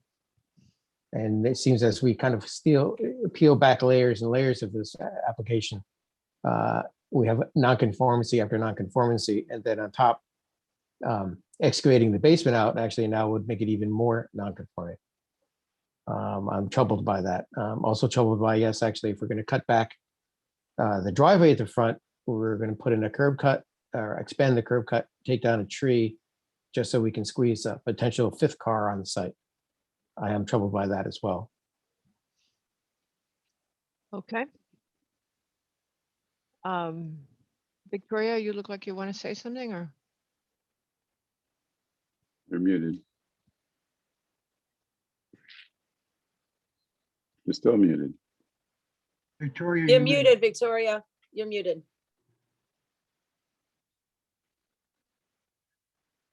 Okay, there. So, There you go. my apologies. It looks like we have not, there's cumulative issues here. The plans being unclear as to exactly what rooms are what in the building, the parking being difficult, and the green space being an issue. And so it's not just one, it's multiple issues in this matter. Yes. Yep. I think we've talked about several questions. I think we would be advised, why don't we give a shot at a motion, and then we can discuss the motion on the floor once we have the motion there. Okay. And we can talk about the issues that raises. So here we go. 16 Prospect Drive, application PLPZ 2020-325 for final site plan. Applicant is requesting final site plan approval to excavate and renovate the basement to provide a family room and storage, and to provide additional space to unit 1 per section 65, 69, 613, 14, 15, 97, 155, 185, and 205 of the town building zone regulation on a 5,000 square foot property in the R7 zone. The commission finds that the zoning ZEO issued comments on 3/17/21 indicating the proposal meets the requirements of the building zone regulations and endorse the project for zoning permit sign off. Sewer division has comments on 12/8/20, noting no concerns to be addressed during the P&Z review stage. The parking per section 151, the proposal shall provide parking for 5 vehicles on the site. And the greenscape nonconformity has been reduced by 2 square feet, but is still over the maximum allowed by 22 square feet. By 222 square feet, sorry. Therefore, motion to approve the application noting the following. The submitted site plan dated 2/23/21 does not demonstrate the required parking on site without vehicular movement to accommodate. Per section 155(1)A, the applicant has not provided the required garage spaces for each unit. By excavating the basement area to the application represents a vertical expansion of the existing non-conforming building. Do I So have a Nick, I'm sorry, that was a motion to approve just with as is Yes. what I just heard right there. Mhm. Okay. I'm confused. Do I by have that. a second? Do I have I'm a second? Before you, I'm sorry, Hmm. Mr. Levy. Mr. McRae has a motion on the floor. Do I have a second for this motion? What the second will do is afford the opportunity for everyone to take a vote on the motion to approve, which is the correct way to start off the vote. With that, Nice. I'll That's- second it. Mr. Barilek has seconded the motion. Seated on this item is Ms. Goss for Yeski and Mr. Barilek for Mr. Hardman. Mr. Barilek, how do you vote? Nay. Mr. McRae, Nay. Ms. Goss, Nay. Mr. Levy, Nay. and Albin is also nay. Okay, so the motion fails to carry. We would now make a motion to deny. In having voted to deny, having not voted favorably, we would want to construct our motion to deny based on the reasons that people failed to vote in support. I'm going to go ahead and take you in the order of the votes. Mr. Barilek, your reasons for voting to deny. I'm sorry, Ms. Albin. Is there a motion? Does someone want to make the motion to deny, or is this Well, I like a think, joint? Is this a Well, I'm joint, lots of people? I'm asking if we could get input on the motion to Oh, so we're in deny. discussion. We're in a Yes, discussion. we're in mode. I'm sorry, I discussion. apologize. Thank Yeah, you. if we could get some input on a motion to deny, how one would see it, or Mr. McRae, you could make a motion to deny, and that would probably be more suited to Robert's rules. And then we could amend it after you've made it, once it's, if you want to do that. Okay. 16 Prospect Drive, application PLPZ 2020 325, final site plan. Motion to deny the application, noting the following. The submitted site plan dated 2/23/21 does not demonstrate the required parking on site without vehicular movement to accommodate it. Per section 6155(1)A, the applicant has not provided the required garage spaces for each unit. And by excavating the basement area, the application represents a vertical expansion of the existing non-conforming building. Do I have a second? Second.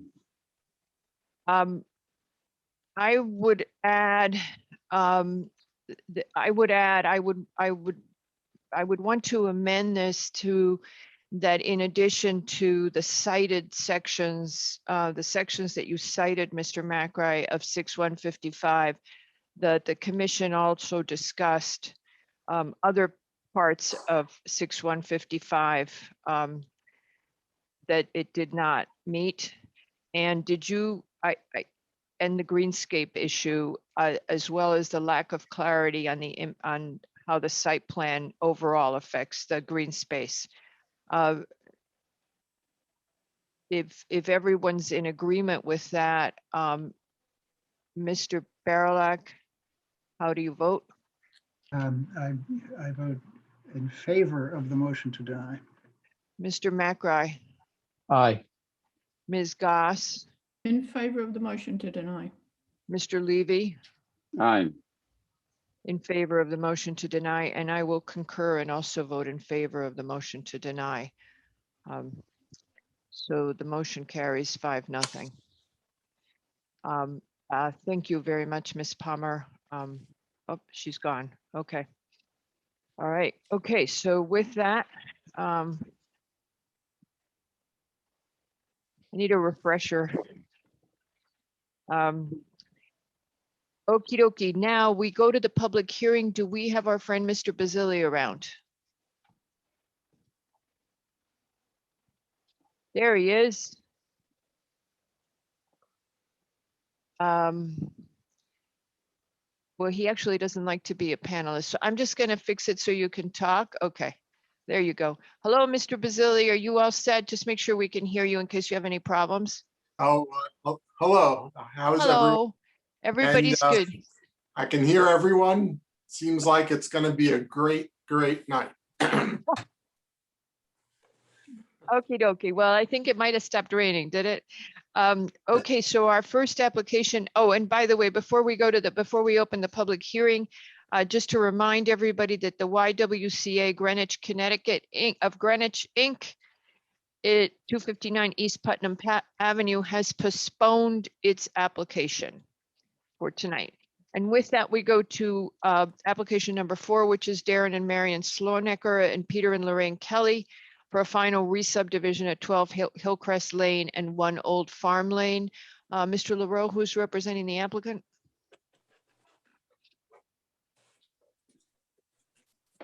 Ottoman and Kirby, Madam Chair. Ottoman and Kirby. Yep, I saw them. There he is. Okay, got him. All right, all set.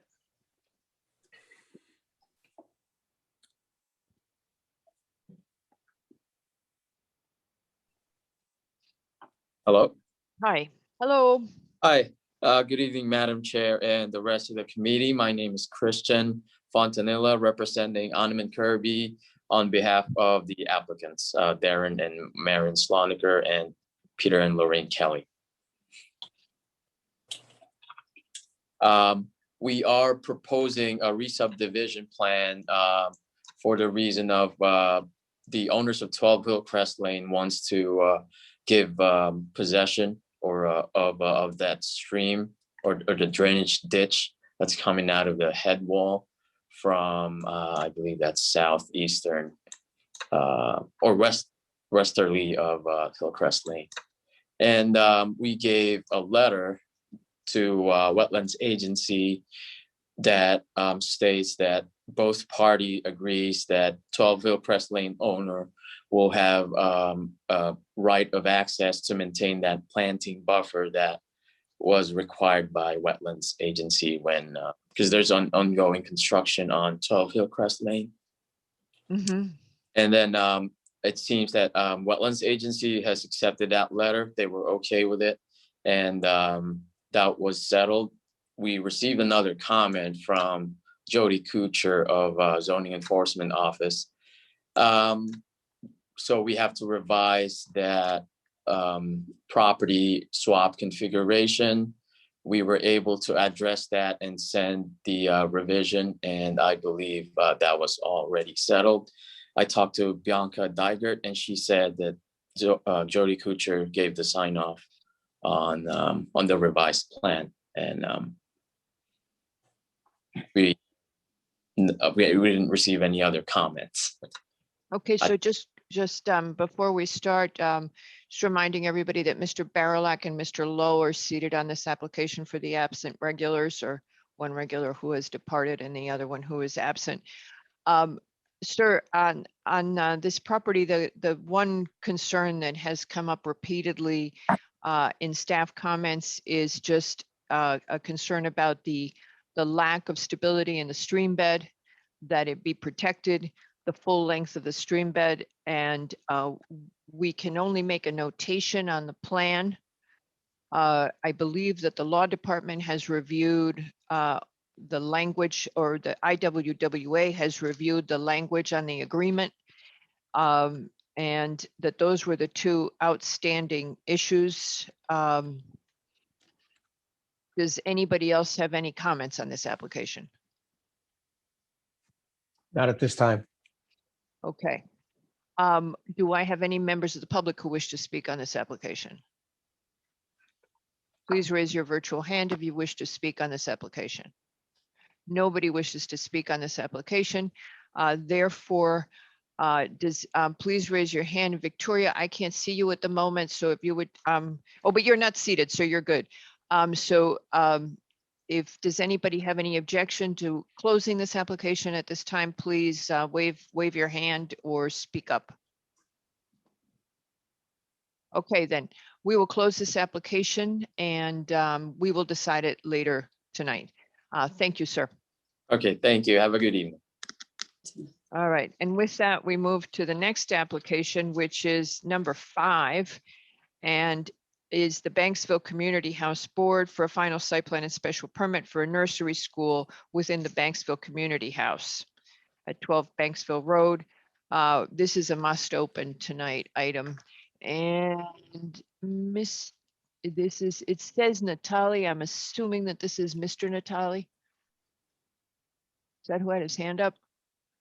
There he goes. I keep losing it. All right. Okay. Good to go.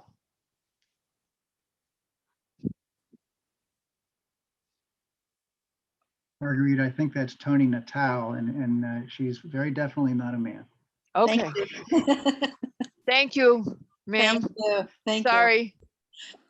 Thank you, Commission. I'm here representing the Banksville Community Center to reopen a nursery school that was closed and needed in the community at this time.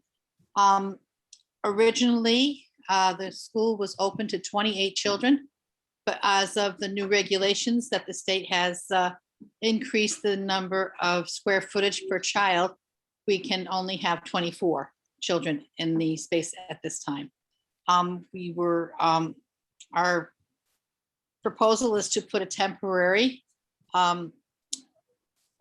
dividing wall so that we can have 3-year-olds on one side, 4-year-olds on the other.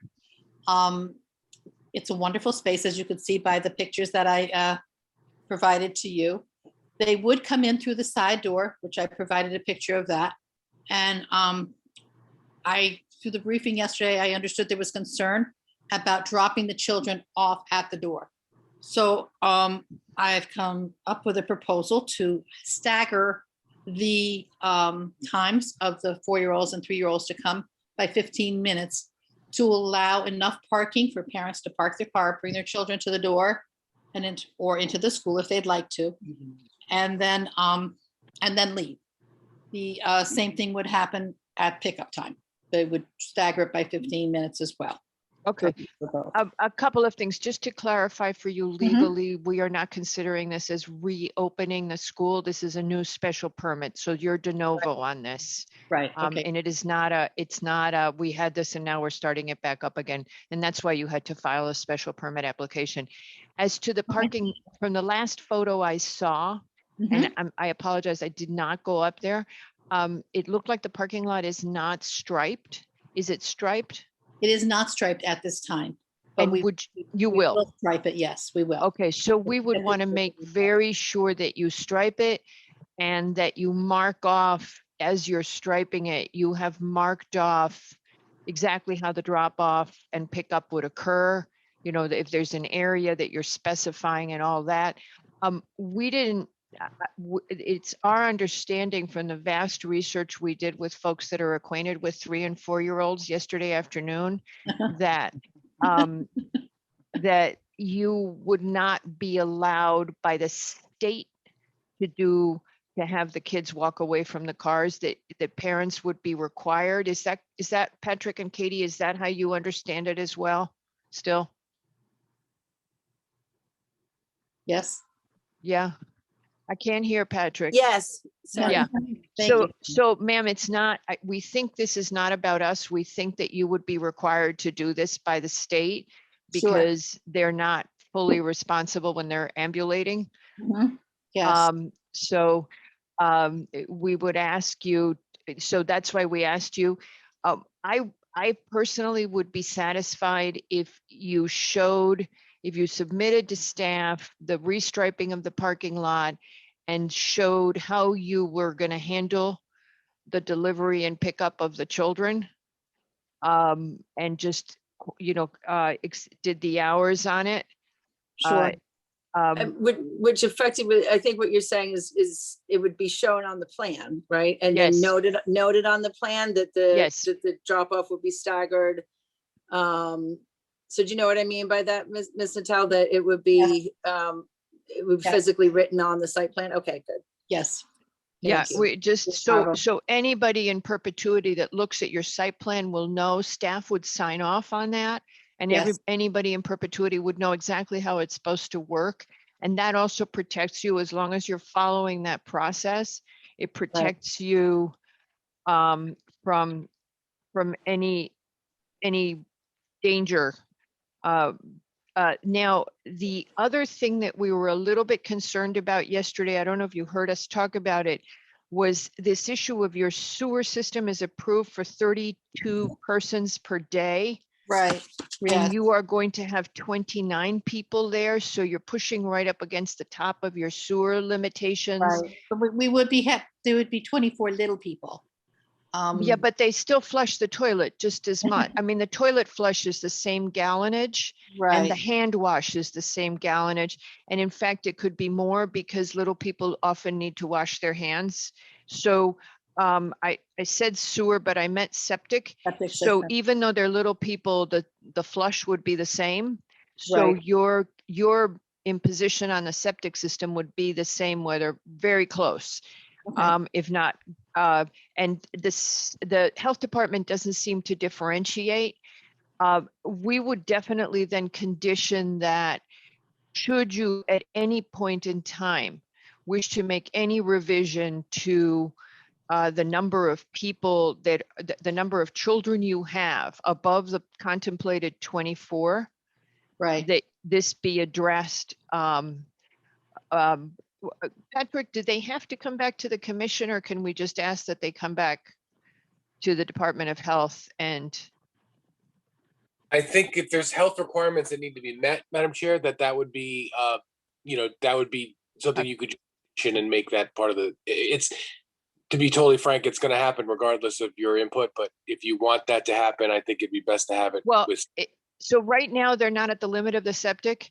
And, but if they added 3 more kids, they would be. So it would We be, wouldn't be allowed to add 3 more kids because of the state regulations. so the state would limit you, but Yes. you could have more teachers, correct? More than likely, yeah, we could have more teachers if we needed to, yeah. Yeah, so that's the thing. So if at any point you increase the number of teachers, we would ask that you come back. Mhm. And so that's my question. Can they revise? Patrick, can we just ask them to revise it based on, can staff sign off if they increase the number of teachers? If the commission would like them to be able to, as long as it comports with the health regulations, I think that would be acceptable, Right. but I think actually, what did the health department issue comments to the effect that if anything did exceed their 30 people or whatever it is that they needed to come back to with their review anyway? Yes, This is a septic system, so we could, it's a septic. So we're just saying belt and suspenders. If you, just telling you that the health department said this and just reminding you that if you ever change your staffing, you would need to get the hunky dory for it. Right. The last thing we were going to ask you about, I just wanted to double check. You have no other uses in the building, right? You're not doing anything else. No, no, Okay, all right. there's not enough Um, to do anything else. Okay, and you're required to apply to the state for everything Yes, else for your yes. certification. Yes, I've got to get Um, your approval first before I apply to the state. Now, if you ever wanted to have an outside play area, we would also ask that. We would require the full commission to review. Okay, there's already an outside play area there. Oh, in our write-up, it doesn't indicate that. Okay. Patrick, in the write-up, I didn't look at the plans. Did you submit, Ms. Natal? I don't remember. I don't think there was, but we can, Okay. very easy to prepare that. It's something that's there. It's been there for, and it's all fenced in by state requirements. It's all fenced in. Yeah, I think that the staff, as I remember, the staff report commented that should you ever want an outside play area, we would need to address it. Does anybody have the comments from the staff report handy? I haven't opened. yeah. Finding my spot. Okay, did you see where Marisa has the comment on the play area? Yeah, I can send the pictures of the play area. That's no problem. And do you have to have any kind of safety sign off on the play area by the state? Yes. Okay. Yeah, everything, right. the state will come down and they Okay. have to sign off on everything. So all we'll do is note that you do have an existing play area, if you would, and that we're going to ask you to submit it. Wow, we probably, go ahead. It ideally should be shown on the plan. Marisa notes that any proposed play area would require further P and Z review and possibly ARC review. So if just at the very least, if you just show it on the plan, the state's going to need to see it anyway. Okay. On the plan. So should we leave it? I was trying to help them out and. for Yeah, I us think to it's go- fine as long as it's shown. I mean, it is fully on your property, correct? Yes. On the Yes. municipal- okay. Definitely. All right, We so only- you, go ahead, Katie. I was just gonna say, we just had that issue on another property, which is why I was asking. No, it's For the play definitely on the area. property. Yeah. We did indeed. We had that issue on another property. Yeah. Okay, so the outside playground you will submit in a plan Yes. and prior to your permit being, going forward, you would return if you are going to expand your number of teachers, or if for some reason the state changes the number of students that are allowed, of clients, whatever you call the short people. Okay. Sure. Okay. mutually, Okay, I think we've hit all the issues we discussed at the briefing. Does anybody have anything else to add on this? Not at this moment. I think actually I do have a question, but it's probably something for staff. Because we're going to restriping this. We had submitted a very old site plan that indicated 20 spaces. Right. Should we say 20 spaces? No, wait a second. I have noted that it's 25 spaces. 25, I think now. Yeah. So it has to be restriped to the 25 that they've indicated. Right. That's 25. more than they need. So because they need, that's because they only have to, but they need to work it out. Is it fair, Madam Chair, to say between 20 and 25, only because things like the end spaces need to be 10 feet wide instead of 9 feet? I just don't know whether that's been accounted for on your plan, Ms. Natal. So I just wanted to Okay, make sure that we don't pigeonhole you into something that you can't comply with. thank you, Katie. I think And that if- 20 to 25 unless- would be sufficient because by staggering the opening and the closing, only 12 families would be coming at, at those specific times. Plus the And- five staff parking spaces. So it's 5 staff and 12 every 15 minutes, so to speak. Right, right. Okay. So you only need one space for every employee. So Right. you don't need all the spaces that you have technically. So I would say, I'm not even sure we should tell you 20 to 25, because what you could do is make a really nice drop-off area. I think we should just ask you to stripe it so that it meets the regulations of one space for nursery schools. It's one space for every employee, plus an adequate drop-off and pickup area. Okay, I think you would be better off if we didn't say the number and you did an adequate. The thing we fret about the most is the safety of the kids. exactly. And So, yeah. and you too, right? So what we Yes. would want is just lay it out so that there's never a moving car coming near the kids. Okay, perfect. And then we'll have staff review it. If staff has a concern, they would come back to us. Great question, Nick. Thank you. Okay, anybody else have any questions? Madam Chair, I'll just point out, I don't think we have a current site plan, and that's probably why staff has not brought up the playground. because the surveys don't show it, so. Yes. that- Yeah, no, I knew Marisa clearly didn't have a site plan that showed the playground. So we're asking for a current site plan as a condition of approval and prior to them going ahead, prior to Yes. permit. Okay. Thank you. Okay, anybody else questions, comments? Any members of the public wish to speak on this application? All righty. Does anybody object to closing this application at this time? Please raise your virtual hand.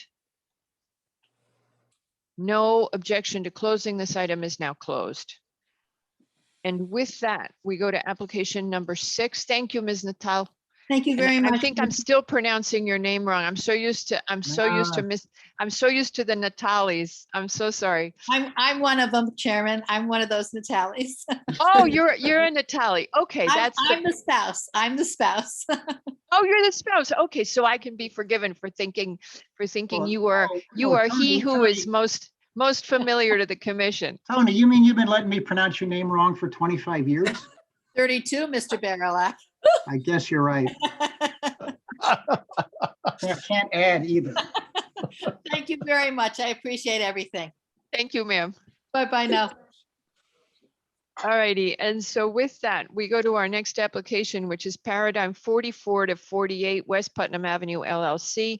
This is for a final site plan and special permit to create 14 residential units and a 3rd floor with 16 parking spaces on the 2nd floor and a dedicated car lift. Repeating all that just to remind everybody. And on this application, we once again have, oh boy, we have Mr. Barilak and Mr. Lowe are seated on this application. I'm just double checking that. Doesn't seem right. Yes, it is. It is correct. Mr. Hardman was here the last That's time what we you heard said it. yesterday. Mr. Barilak and Mr. Lowe are seated Yeah. on 4, Yeah. 5, 6, Yeah, and it's 8. good. It's good. It takes a team. And hello, Mr. Granoff, and hello, 9. Hello, Mr. Granoff, and hello, Mr. Evening. Haslam. Evening. And hello, Marcy Fagan. Hello. And Andreas, I can't see, but I guess he's ready. He's there. Okey doke. So we're ready to go.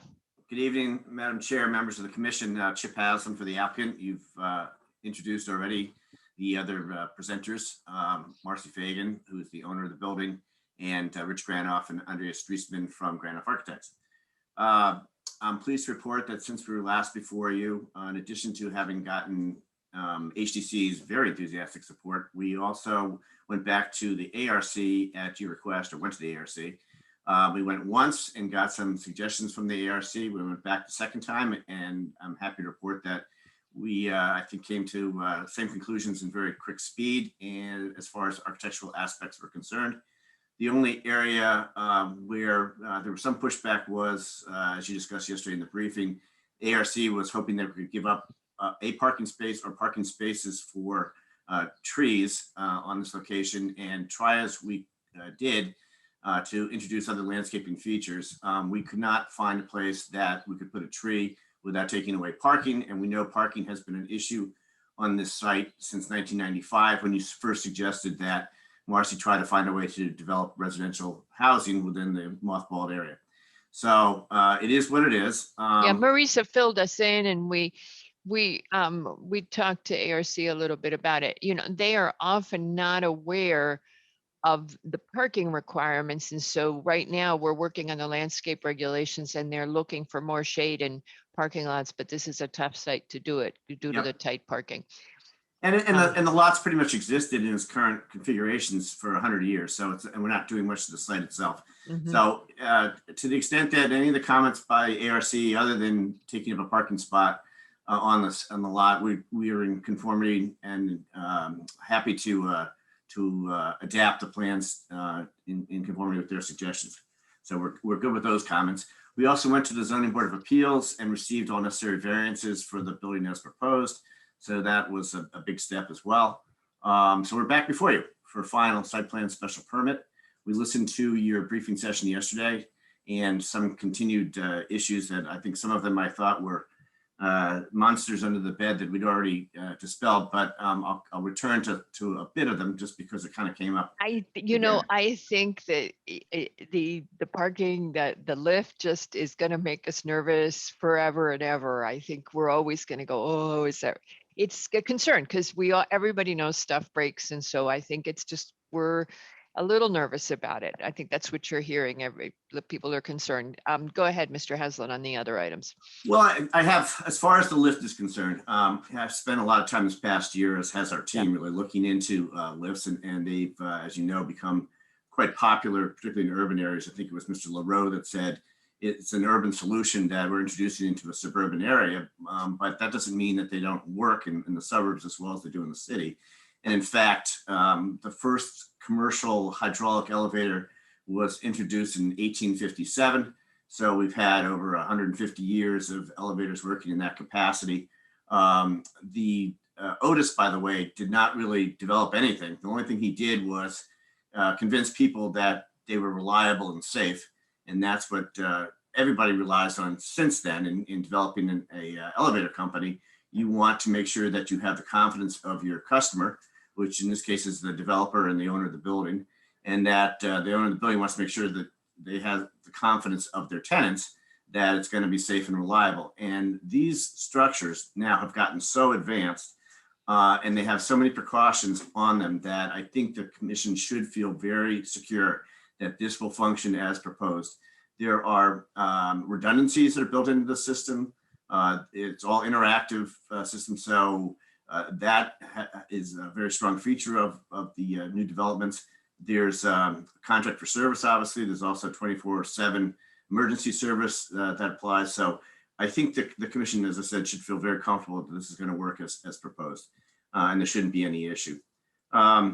In addition, you mentioned the issue of convenience. Would some of the residents feel that it's just more convenient to park in the retail lot and enter the building that way? I'd suggest to you that we look at the elevator as an amenity, and we think that the residents will consider that to be very easy. They can drive right to the back of the parking lot into the parking garage. They may have to wait, if the elevator is already in use, 1 to 2 minutes until the elevator reappears. They can put their car on, they can use the passcode or a fob or whatever.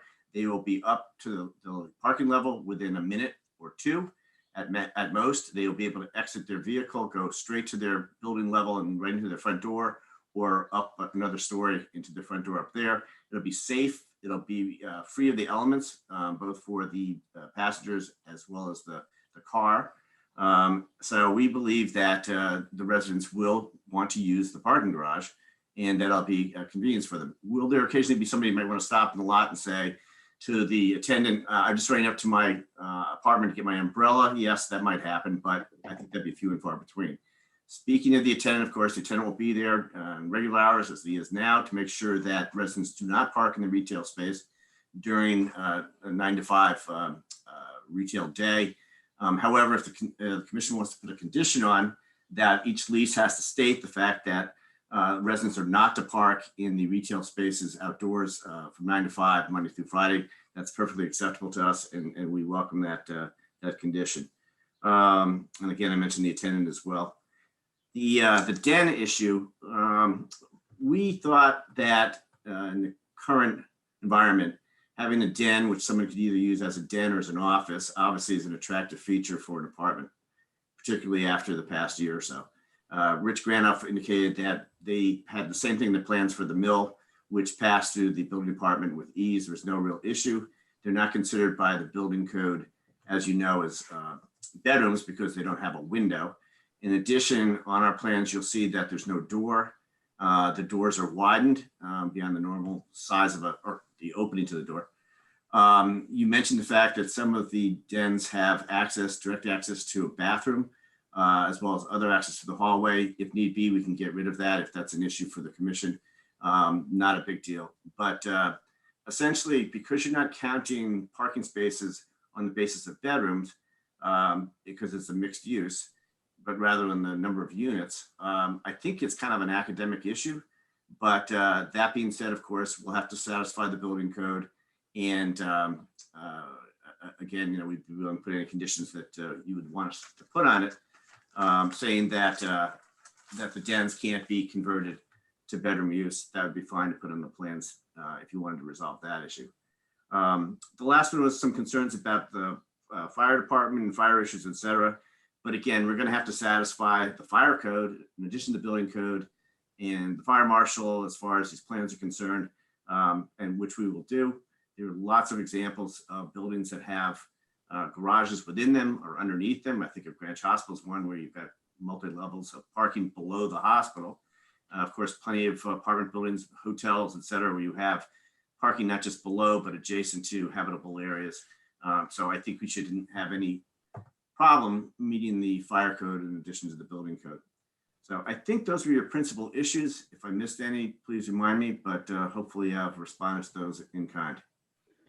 The only other thing that we discussed was how you were going to do the construction phasing. Oh, right. We always have to submit phasing plans to you eventually and get sign off from both zoning as well as from DPW, as you know. So we will develop a plan for phasing, which will have to be satisfactory to both you and DPW.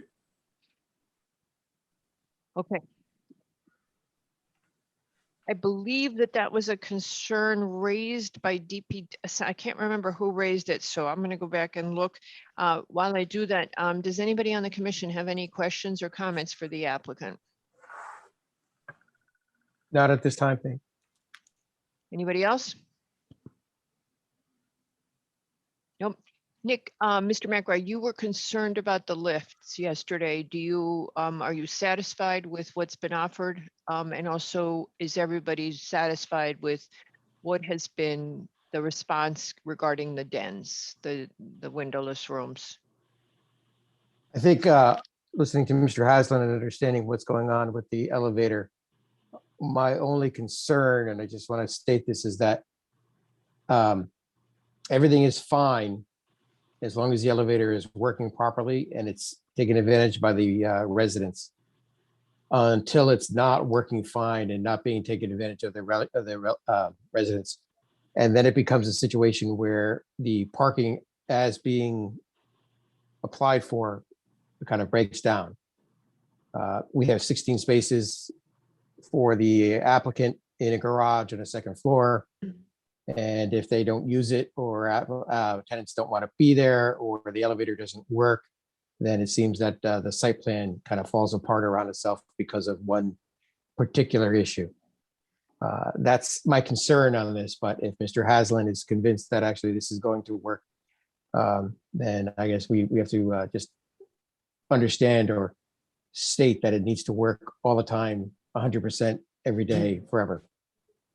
What about the idea, because I mean, you could say the same thing about a tree falling over a surface parking lot or something along those lines. So but I understand what you're saying, given this is a bit more complex than that. So what if there was a note on the plan that said something along the lines of, if there is a malfunction or something, that the property owner will work to, sort it out, meaning there'll have to be a satellite lot or something along those lines, like some sort of provision made, something beyond just trying to shove all the cars on the surface parking lot, like a valet plan or something like that. Something to whatever. consider, yeah. I think one of the things, that the easiest answer, as you say it, Katie, is to do a valet plan, is to, 'cause finding a satellite lot in an emergency situation, but you can get everybody in if you can sort of cram them in on a valet basis, because you've got that garage on the first floor. You could turn that into, the drive-in part, right? Ms. Fagan, I'm kind of looking at you to see what you say. Well, You're the expert on how to make that parking lot work. It's a miracle that it always does. Well, back in the pre-pandemic days, I was always amazed how well it actually mostly operated. we try to stay on top of it.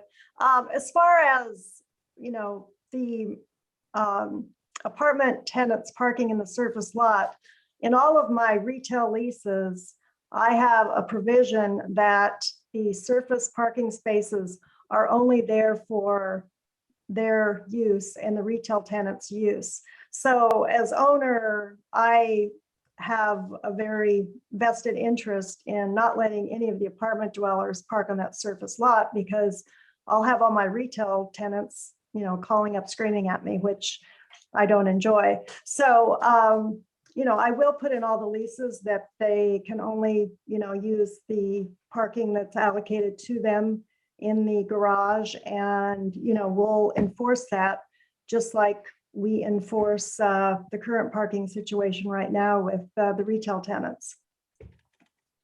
And to the extent there is, a power outage, we will have a generator, we will have a 24/7 service provider who guarantees us a very short response time.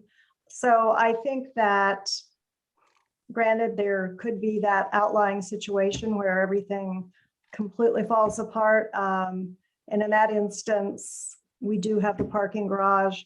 I also, have other property across the street that I can juggle a few things. So I'm not, I think it's more of an enforcement issue than it is anything else. And as owner, I tend to enforce it.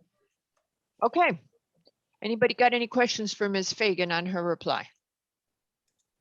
No. Okay, I found the spot that I was stalling to find.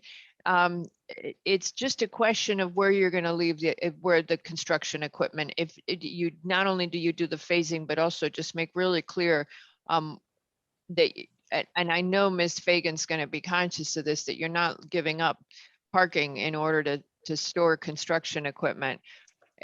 And anybody who's done a large project knows how stuff tends to spill all over the place. So, and thank you, by the way, for adding the landscaping in that little triangular section. Do I have any members of the public who wish to speak on this application? Please raise your virtual hand. Nope. Okay.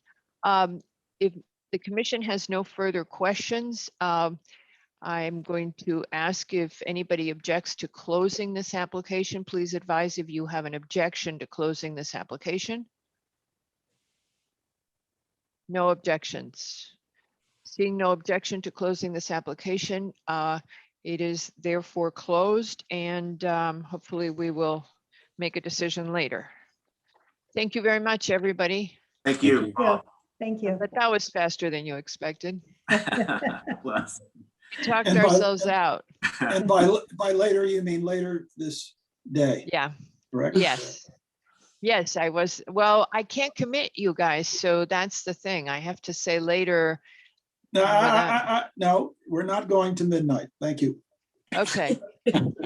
I can't make any commitments. So it is now 7:19. Our next application is, I'm just looking, is 585 West Putnam, and then we have one other after that. Do you want to take a 10-minute break, or do you want to No. press? Oh. I would be in favor of a break as usual. Okay, do Second I have a motion. second? Okay, who seconds oh, Barilak has seconded. I am in favor, and that's 3 of us. The ayes have it. All right, so it's now 7:19. Let's reconvene at 7:30 and we'll do the last 2 apps. Thank you. Thank you.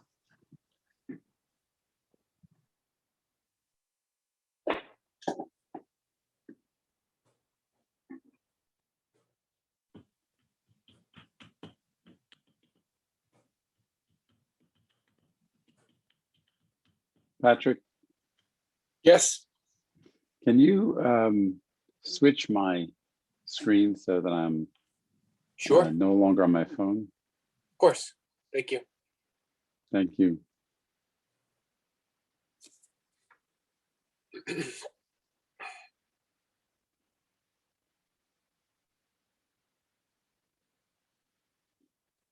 Do we turn the recording off during this break or leave it on? We leave it on.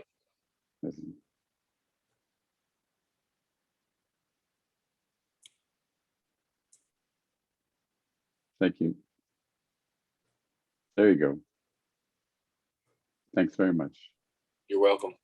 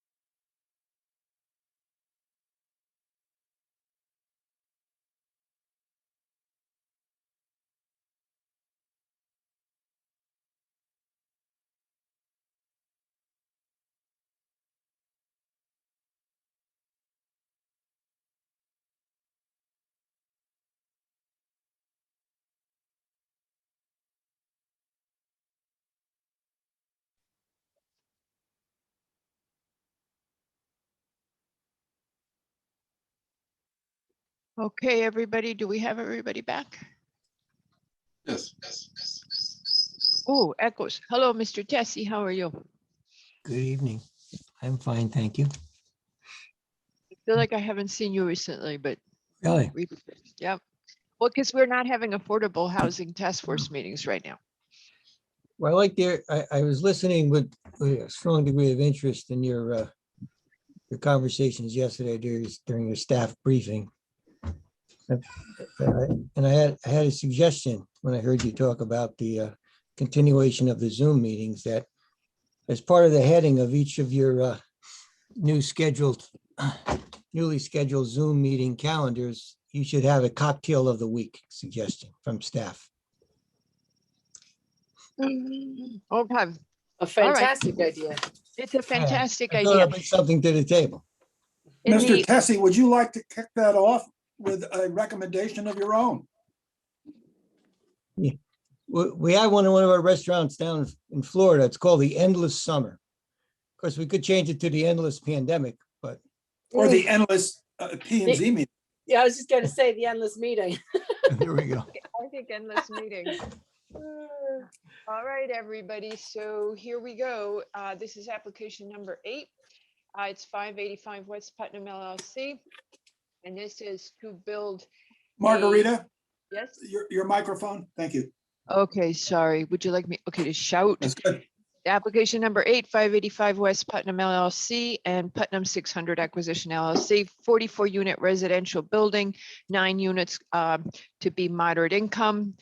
And this was, the preliminary was filed before we approved our inclusionary zoning regulations, so it falls under the old regulations. And Mr. Tessie is representing the applicant. And I believe Mr. Molnar is also here. That looks like Mr. Molnar. Go ahead. Mr. Studer should be here. Mr. Studer, if you would kindly raise your hand. He is as you know, our landscape architect, and Okay. questions in that regard. Did you get him, Pat? Yeah, because I don't, oh, there he is. He keeps moving around. He's jumping. Okay. Mr. Tessie, just before you start, just to clarify, this is a must close by tonight, as of tonight, and we would only have 10 additional days of statutory time. And just putting that on the table, that I am not sure that we are in a position to close tonight. Oh, we have some cleanup things to take care of, all I'll call good stuff, so to speak. Mr. Molnar will speak to the architecture for you, but we've addressed issues that the ARC had raised regarding the prior iteration of the building. I thought we had a refreshing meeting last Wednesday evening with the ARC. Everybody was on the same page. Lynn Lavery, who may be here this evening, spoke, and we appreciated her comments. They were all positive comments. Spoke on behalf of her and Mrs. Wilson. We don't think they're going to change their tune, because I think Mr. Ferrari and Mr. Molnar worked very hard with them, and they expressed appreciation, and we expressed their appreciation for their essentially their support of what we're trying to accomplish there. We have 3 ancillary applications that are just site plan, as you know, for what we call buildings 8 and 9 in 585. I'm sorry, in Office Park itself. That we are refiling because those site plans ran their different timeline. Mr. DeAndrea, as I stated earlier, is going to update his plans. One of the issues with sewer, as you know, is an overhang over the sewer easement. Mr. Molnar has adjusted the building. We've reduced the floor area of the building somewhat. That didn't result in a reduction of number of units, but this did cause a reduction in some of the in the mix. Basically, a few of the 3-bedroom units have been reduced to 2-bedroom units to make it all work. Interestingly, as I think everyone knows, the FAR we're seeking is actually under the 0.75, which is now the basic standard for the GBO zone. I know you've got the add-in for the moderate income units. I'm not sure when to do it, but we can talk a little bit about parking. Maybe now's a good time. Mhm. So it's interesting, the ARC did express some, not so much concern, but kind of like positivity, like they'd like to see more green space on the property, but recognize we have the park. There's over 20 acres of land when you include these 581, 585 with the rest of Office Park. And the community's been utilizing it, the property like a park really since Cy Schwartz and Ralph Schachter built it literally 40 years ago. 35, no, over 40 years ago, my God. So John's continued that tradition, as did the interim owner, so that we have a lot of walking area there and outdoor area. That said, just to give you some perspective, under your new regulations, under 6110, the actual parking requirement for this mix that we have would be 50, I believe Kevin can confirm it. The numbers, we talked about it the other day, actually would be 56 parking spaces on site. So if this were freestanding, it's a 56 parking space requirement. We have 84, plus of course, we're surrounded, but, and that doesn't include the parking on the 585 site, which could have access to because it's one zoning site, as we've proposed. And we also have buildings 8 and 9, where if there's one thing we have plenty of is parking. ARC had asked that we consider, I think they wanted to bring it up, and they did bring it up in their memo to you, I believe. So I can tell you what that was about.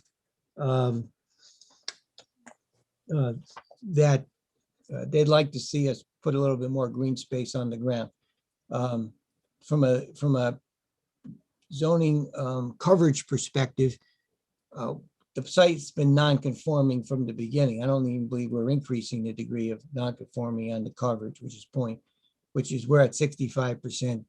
Zoning requires 60%. I think we're over 65 existing today with all the pavement. But it's something you all can consider. May want to express yourselves. We're okay reducing the parking spaces or leaving what we have. But I just wanted to let you know that ARC did ask us to take a look at it, and they wanted to bring it to your attention. That'd be nice to, get rid of pavement. You've been talking about, you all been talking about that in the last few hearings and in your briefing yesterday. So just to give you some perspective from a technical zoning standpoint where we are. Our understanding, or I should say our understanding with staff, particularly with Pat, is that the commission would hear us. We'd get the commission's comments this evening. While we believe we've essentially addressed all the relevant issues, that is DPW, sewer, traffic, and zoning, we would withdraw the application, have Tony, as I said, Tony DeAndrea, for the record, update his plans to be consistent with Kevin's latest iteration of the building, and certainly address any other questions that the commission members may articulate tonight. We then withdraw, so we're going to withdraw the application, spare you the pain of writing a decision or thinking about it, and come back to you as soon as we can. I know the ball's in our park, is in our court. So if we can get this file to you whenever you can get it on, sooner the better. We've all been living with this for centuries. Three calendar years or portions. Okay, with so- that, I'll let you ask questions. Kevin can certainly fill in literally what happened with the ARC and answer any questions you have on the architecture. Okay, where do you guys want to start? There's a laundry list of questions. We discussed a lot of them yesterday. Somebody toss out where you want to start and go ahead and start, and we'll move from there. Where would Mr. you Levy. take out where would you take out the parking if you were to do that? Okay, Mr. LaRoe, it might help if you threw up the site plan. And is there a way that Mr. Molnar can indicate it? Can be allowed to, so he can show where they've discussed moving parking if they were to remove it? We never really discussed it with them, Okay. but I can tell you, Kevin, and I can give you my ideas and there's some Oh. logic there. Okay. Because of what we're going to be going forward in the future, there's a logical area that we can show you. And we wouldn't bring it down to 56, by the way. I mean, I think that, let's be a little safe. Well, yeah. Is somebody bringing up, I guess? Pat's working on it. For some reason, it always, it takes a while because we don't warn him ahead of time and then he's got to find it.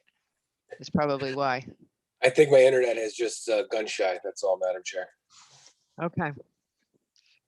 You shouldn't shoot it. Kevin?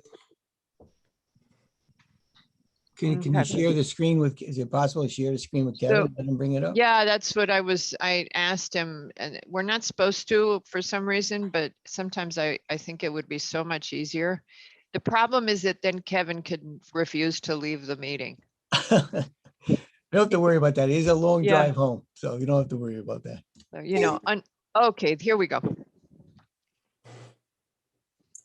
Thank you. Sorry about the delay.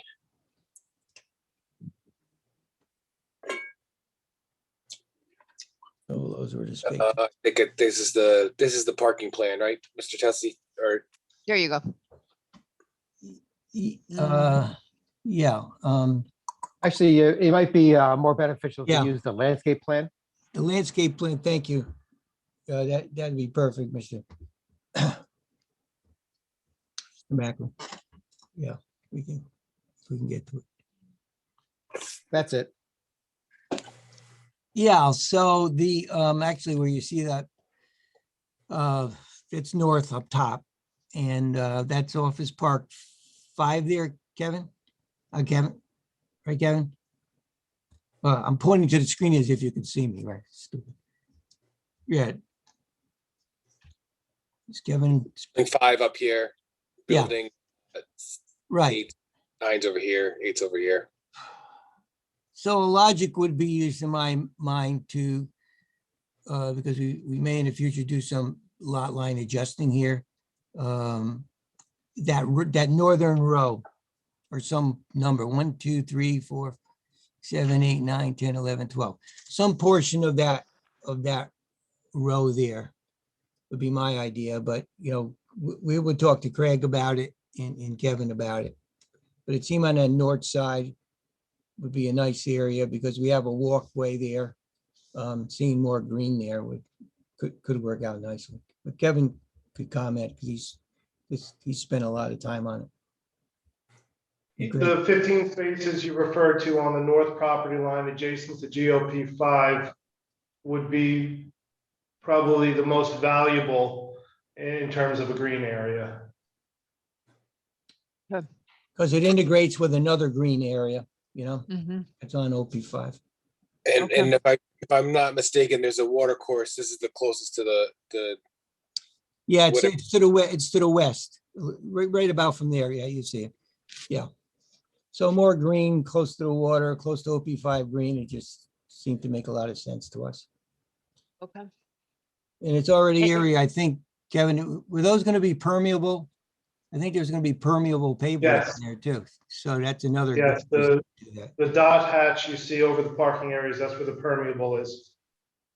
So you're thinking of, you know, the site would then have 116 total spaces versus a requirement of 95, and that would still give you the flex, or 96 really. And all the numbers would work out. Okay. You know, All right. well, Mr. for everyone. LaRoe, can you zoom in to the right-hand side of those spaces? Right, yeah, right where your hand is, right there. Zoom in there. Yeah. Yeah, right there. Yeah, that's good. So Okay. maybe rather than where that culvert is in the manhole, maybe those two spaces right there where it says 1 PSK Mhm. and that leftover triangle of asphalt, right? Yeah, Because then that's a a kind of a good hunk and then a bonus area of asphalt that could be reclaimed. And if it's my understanding, actually, that's a retaining wall there that comes down at an angle. right. So, I see what maybe that's a possibility because then we get two spaces and then a little bit more. And it's more inside the or in the area where people are actually passing, the sidewalk, that kind of stuff. So as an option, that might be a better Yeah, one or another one to that's a consider. good idea. So I was saying earlier, we really haven't really fully explored it. And I think given the topography there, if we can avoid, I could see, avoid some site work in there. Yeah, I can understand that. Yeah, Mr. Macker, just to point out, I mean, this is a demarcation of ledge, and as you know, it looks like quite a bit of it would have to be taken out on the right-hand side for the road, the driveway. But if some of this site work doesn't have to be touched, maybe it's these 1, 2, 3, 4, 5, 6, 7, 8. and over here 8 spaces here that don't. We just leave it as much as natural as we can.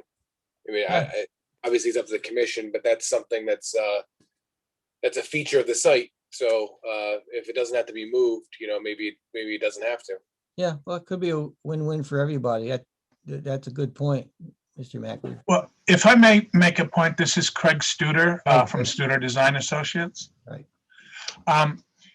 It's more than just eliminating those spaces. We have to realign the driveway and everything else, that we would lose more than just those spaces. That I think that we can't avoid taking out a major portion of that rock. Okay. You mean because you can see how the drive width is as it comes into that, I'm going to say that number 7. Right, exactly. No, further over, go to the left of where you are. The driveway for the within the parking space, the aisles. Yeah, exactly. So we're really taking a lot of that out, and we're going to end up with a funky rock cut anyway. Yeah, it's just a observation. So obviously, but again, just noting to the commission that this is obviously indicated as removed or to be removed. Greg makes a good point. But we will look at that and see what we can do. I mean, it'll change the whole alignment there. No, we don't want to do that. Okay. Kind of keep going forward. That's a good point. You're the right person to really deal with that, Greg. Yeah. So what are you thinking then to do, Mr. Studer? Well, what I'm suggesting is exactly what initially was said by John Tessie, is that maybe we take out a few of those spaces or just a corner, because once we come through with the travel way within that parking lot, you're affecting that that whole rock cut anyway. Right. I mean, we would have to totally redesign the whole parking lot in order to save that rock ledge. Right. I mean, not to belabor the point, but what Mr. Studer I think is pointing out is all these features here and this alignment would all have to be shifted some way to accommodate this. So while 15 spaces may be left out here by moving this pavement in, doing something over here may cause more spaces to get. It just may be not logistically. It may not work out. So. However, I mean, you could. I'm just looking in plan, but you have this parking lot that addresses the street. But if the left side of this parking lot was addressing the rectilinear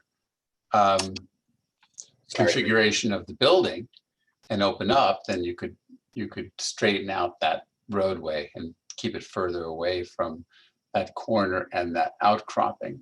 But that's, I mean, I don't know how you're working that, but. So, Mr. You're suggesting being parallel to the building on this side as opposed to Yeah, being. and then you could have some kind of you could reconfigure that entire area so that it's configured in accordance with the rectilinear configuration of the building as opposed to the roadway, which would make it, not addressing the street would make it less noticeable, and you'd have more green area along the street. Understanding that You this know. is going to come back anyway, maybe we can just, Mr. So, Studer understands what we're I'm looking for. just kind of Thinking out loud. responding to what you said. Okay. So I don't know if that's a good idea or it's a bad idea. I'm just letting you know. I think we'll take a look at the site. Yep. To see if we could kind of land bank 5 to 7 spaces or so for green space when we come back in. Okay. Yeah. And One if way it's, or another. Yeah. I mean, But one way or another, it just sounds like a good idea to do something. So. Yeah, we're all in um, agreement there. It'll be like plus or minus about 77, 75, 77 spaces. I think you're right, Kevin, And just, Mr. Molnar, just so you can chew on this, we're in very early days of considering how to revise the landscape regulations. And one of the things that we're looking for is whether we could somehow do more shade in parking lots. So as you're thinking about that, how to offset the heat island effect and all of that. So if that sparks any creativity for you and Mr. Studer, be our guests. I'll keep that in mind when we look at it. Okey doke. Okay, so that was the green space and the parking. Oof. I think there was another question, or you spent some time on the rock outcropping in front that since Greg is up, maybe we can deal with that other question about the rock outcropping in front and how it's going Yes. to be treated going forward. If we could just move the screen to the left or to the west, there you go.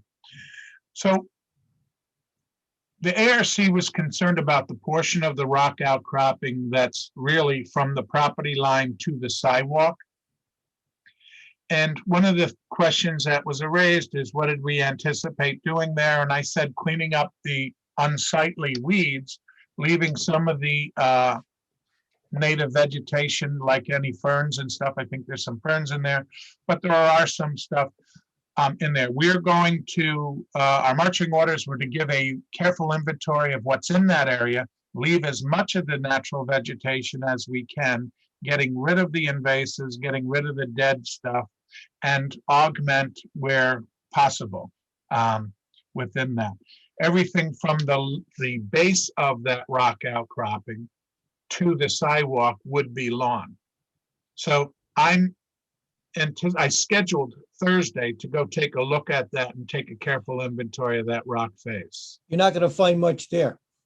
I know, but I figured I would photograph it with that date. Yeah. So, Mr. Studer, the intent is from today, it seems that actually the outcropping has been kind of cleared, except for a lot of mature trees. Even the building next door, a lot of that overgrowth has been removed.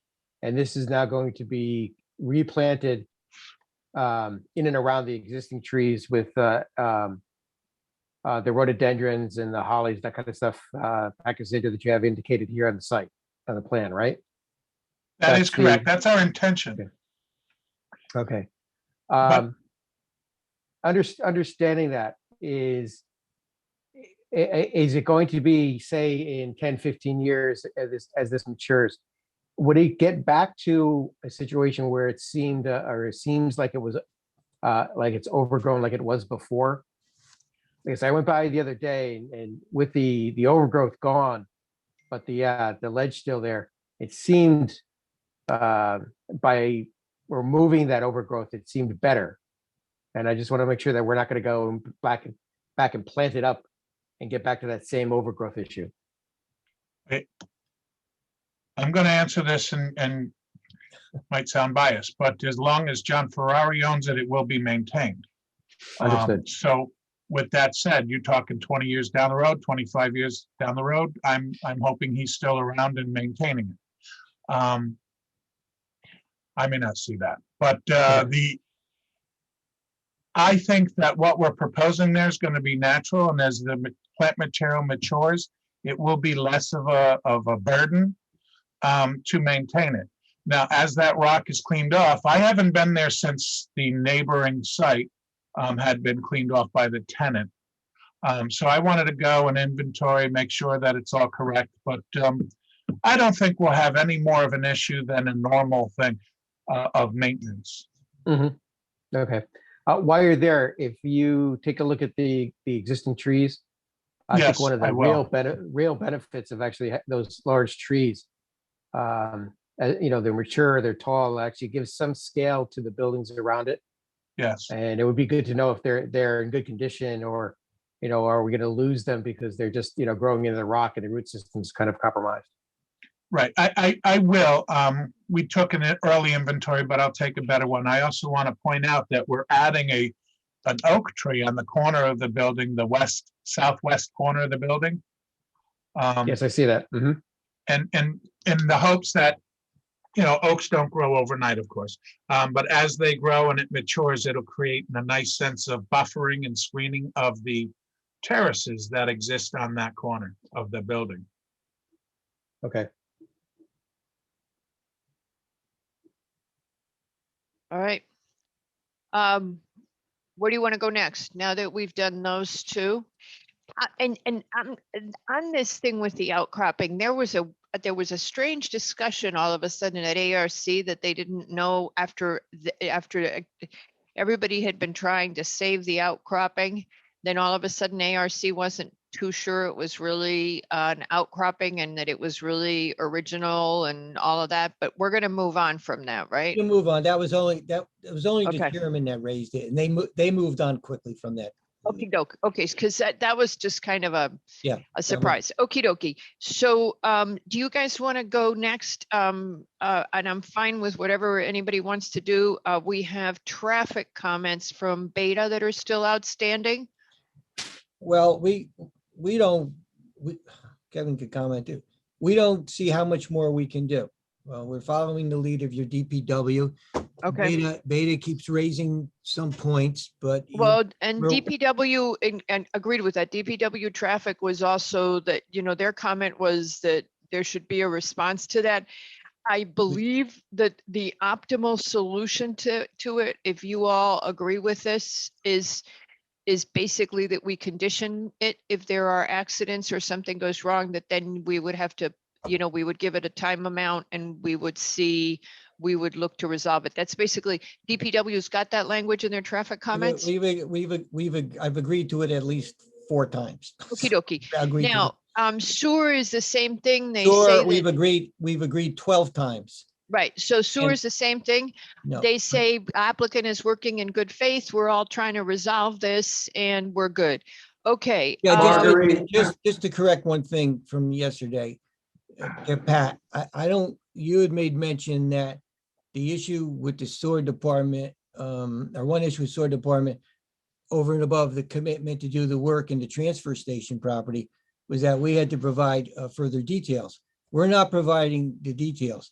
The details are all provided by the engineering company for DPW, which to my knowledge is done. And we're doing the work. Mr. Feminella was asking, and Kevin answered it, for some historical water flow, water bills or water flowage from Aquarian, and we pointed out that the building's gone and it was empty for 10 years. So we don't have any water. We don't have that. So you can't Pat, make up that. So we John, have to if I could just clean it up. interrupt. I submitted a memo to you, Pat, on March 24th Right. that had all the information that Rich requested, and a detailed memo. It was probably about 40 to 50 pages worth of paper. Yeah. I had 2 years of water bills for all the properties. So that's been in Rich's hands presumably since Yeah, from I the got other it property. in. It's in, Kevin, it's in the packet too. It's in the Planning and Zoning Okay, Commission but packet. can I ask a really totally stupid idiotic question? I saw those like reams of numbers and Aquarian usage, but hello, there's not 44 apartments there for that use. So what's the good of providing all that data for Rich if it's a totally different use and the use doesn't exist yet? Wouldn't Well, Rich be? well, Wouldn't Mr. Wait, well, let me finish. Wouldn't Mr. Feminella be better off if you just said 44 apartments and everybody said this is what 44 apartments and our building is gonna need? He knows. We the did that numbers. too. Yeah, we Okay, did it. all right. We- I we've saw given all you that. those pages on the Yeah. Aquarian bills and I was like, okay, so this is next to useless. Those are, well, that's exactly, we agree. Those bills that, right, again, didn't have anything to do with the site per se. But we'll just, look, at the end of the day, put it like this, I don't know what's gonna happen with Rich. You know, sometimes it takes a long time. Well, you're gonna have time because you have to Well, no, let me resubmit. make the point. We're gonna come back. If Rich wrote actually a memo, you could read the memo however you want to read the memo. At the end of the day, he really said that he was comfortable moving forward and we'll just deal with him on the permit. So I'm gonna point that out too. He laid out in his memo, I'll give him credit, laid out the sectors where he was. Really, the last thing left was all the information that Kevin provided to the degree of what it's worth, taking your comment into effect. Into effect here. I must, as I said, I agree, but for whatever it's worth, he has that data. He has all the data, but that's all he asked for. And I think you can move on. We're not there yet because we're not going for, we have to apply again, but I wanted to just say, I think that box is basically checked. I think traffic is checked because we've agreed with that analysis that yes, go forward. And it's something we did similarly when it came to parking at Old Track Road, where we put a timeline in, as you were suggesting, maybe it was a year, maybe after it's fully occupied, and you monitor it. And if in fact there are issues, going to revisit the issue of whether the issue was, just to be all clear about it, the issue was allowing that left-hand turn going out. And so, because we're proposing to let the left-hand turn go out, they were okay with that, but said we want to monitor it. Becomes an issue, may have to come back and allow right-hand turns only going out. And that's basically how, and we've agreed with that. We've agreed that, okay, take a look at it because it's all about safety. That's all. Mr. Okay. Tessie. Yes. Mr. Tessie, just really quickly, I'm looking at Mr. Feminella's Memo. Mr. Feminella's letter from February 24th. Yeah. Of the points that he's raising in all of the P and Z phase here, it's asking for written commitments by the applicant owner prior to approving, so on and so forth. I think if you do return with this in your narrative, if you can provide those written commitments, because I think those will go a long way to actually resolving any outstanding issues he has. Well, it's actually committed in all of my application letters since, and I believe, Kevin, don't you have it in your response too? I committed as well in my response. It's in the March 27th Okay. letter to him. March, okay, then I have one from March 24th from West Court. 24th, Is that? March 24th, I committed as agent for the owner. Okay, Yeah. great. So that's the commitment to everything else, Yes, to what he's Yes. looking for. Very good. Thank you. okay, Okay, sorry to make that clear. I want to backtrack a sec. The other thing that y'all wanted to talk about was that we were going to review and give comments on what has happened with the architecture at ARC. I'm queuing you up, Mr. LaRoe. If you could toss up the new. Sure, Madam Chair, your microphone is. Your microphone. Oh, yeah, it just keeps, sorry. That's what I was doing. Oh, I thought you were just being strange, Mr. Lowe. That too. Oh, he's making funny motions again. Madam Chair, which drawing did you want to look at? I'm sorry. Well, one of the things that 772. one of the things Page- that the applicant asked us at the beginning of this application is that we just make sure that everybody's okay with how the building has been revised with the ARC comments, and that P and Z is good to go, and then he's got to take our fingerprints and blood or something. But if you have any comments on it. Mr. Lauro, if you could bring up 772 of the page 7 of the Sure. Because I think rather than get into the detail, I think the sections that were provided by Mr. Muller are enlightening in terms of the bulk of the building.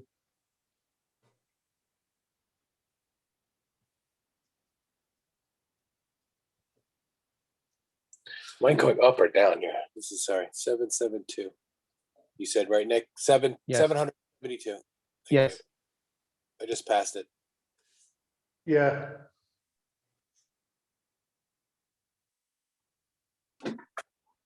Great. So I think this is actually a very good explanation of the bulk of the building, where you have a 585, the existing glass building on the left, building GOP 9 on the right. And you can really kind of get a sense of the height of the building, the new building in the middle.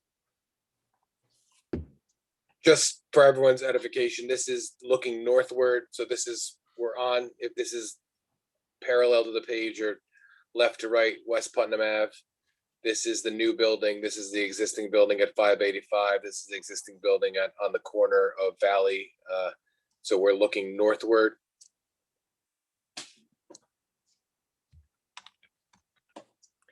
Okay, and if you could bring up page 776. There's also, there's the kind that the commission likes. Yeah, well, we'll get Yeah. to those in a second. Okay, that's what, you know, how they, You everybody. can zoom right in, actually, on the upper elevation, upper section, where the cars are.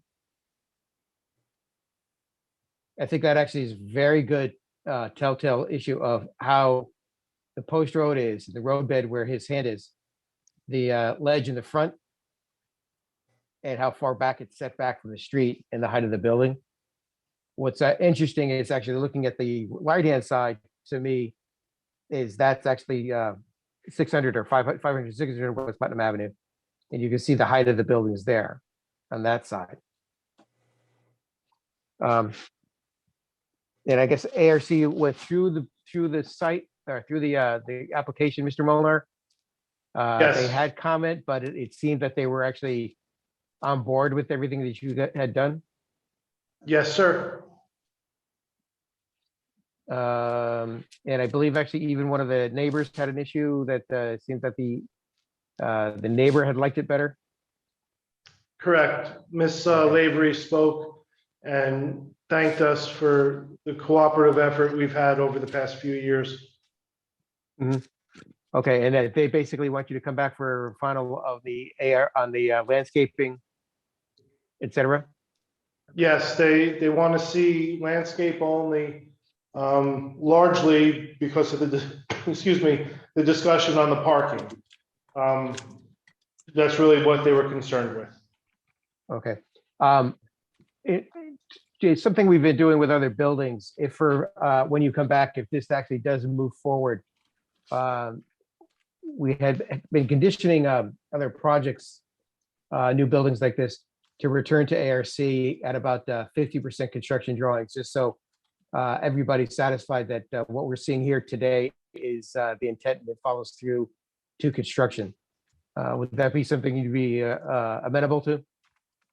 I made a commitment during the meeting. Okay. Great. And I think actually now, Mr. Leroux, if you can go back to the, get the drawing up here real quick. Go back to page 763.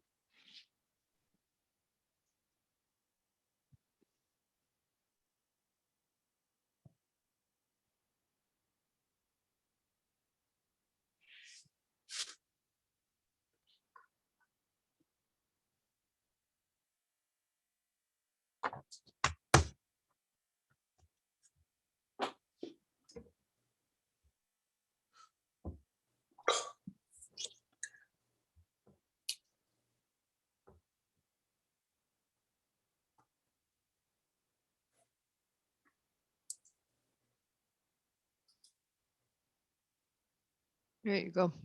That's it. There you go. So, Mr. Muller, that's the southwest corner of the building as it The right-hand side faces the post road, and the left-hand side actually faces 585. Correct. Great. Can you explain that what we're seeing here in reference to what we had seen previously? All right. The most notable changes from the last time your commission saw it here is we changed the material palette. We reselected the brick. We eliminated the metal panel. Where we reselected the brick, we went with the softer, warmer tone brick. Where we eliminated the metal panel, we came in with a laminate panel, 2 shades of laminate panel, one being a light gray, the other being a light oak. We reorganized all of the windows on the building in changing their projection and changing their grouping. Everything still follows the original intent of the geometry of the GOP buildings, the rhythm of the windows. We worked within that as a tartan grid to establish these locations that you see before you.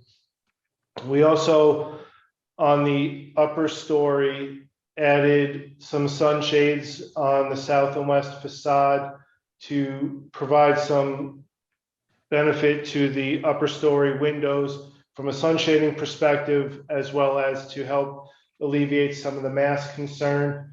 That was one of the comments the ARC had, was for us to reconsider the material on those sunshades to potentially go with a wood in more of an open louver, so we could get the benefit of some of the shading, but still allow views from the terrace up into the sky. And that's something, we'll address when we come back with the 50% CDs. The upper story material was changed to the light oak. It's where we do use the light oak, it's in a residential scale exposure. The balconies, we played with the projections of the balconies. Some are set in a little bit, some are set further out to create a bit more of a rhythm in a sporadic nature to get some interesting shadow lines. And that's also part of the reason with the projection of the window bays. The window size and groupings correspond to the function that happens inside of the unit, as opposed to it being arbitrary. So we got rid of that monotonous feel, monolithic feel of the previous iteration. Great. Thank you very much for that explanation. All right, comments? Anybody else have comments? Nick, anybody else want to comment on this? In looking at this, I see, how the changes are made. I'm actually looking at the previous ones. I think Mr. Molnar has made great leaps in actually developing the design idea from the previous one. I think that the color palette, although gray, could probably help. We have one building that's black adjacent next to it, and one building that's brown. This may be the bridge between the two of them. And I think actually kind of bringing the brick as a predominant material and the highlights of the wood panels here and there actually kind of gives it a little bit more interest. And I think the glass railing, again, actually, it's that transparency that will actually give a little bit more depth to it. The projections of the windows coming out, the glass railings, you're actually perceiving recesses in the facades, I think helps a lot. Anybody else? I think that the articulation's pretty convincing, and I like the inset wood paneling, and I don't know. I don't know if I'd mind seeing it more in some other areas too, but I mean, essentially, the language is pretty consistent and does relate to the other buildings, and at least as rendered here, I mean, you can see that it's it seems to be a kind of a nice form and very well broken up. So it's the mass is kind of just not relentless. It's well broken up and segmented. Makes it easier to look at. Mr. Leroux, could you go to the next rendering?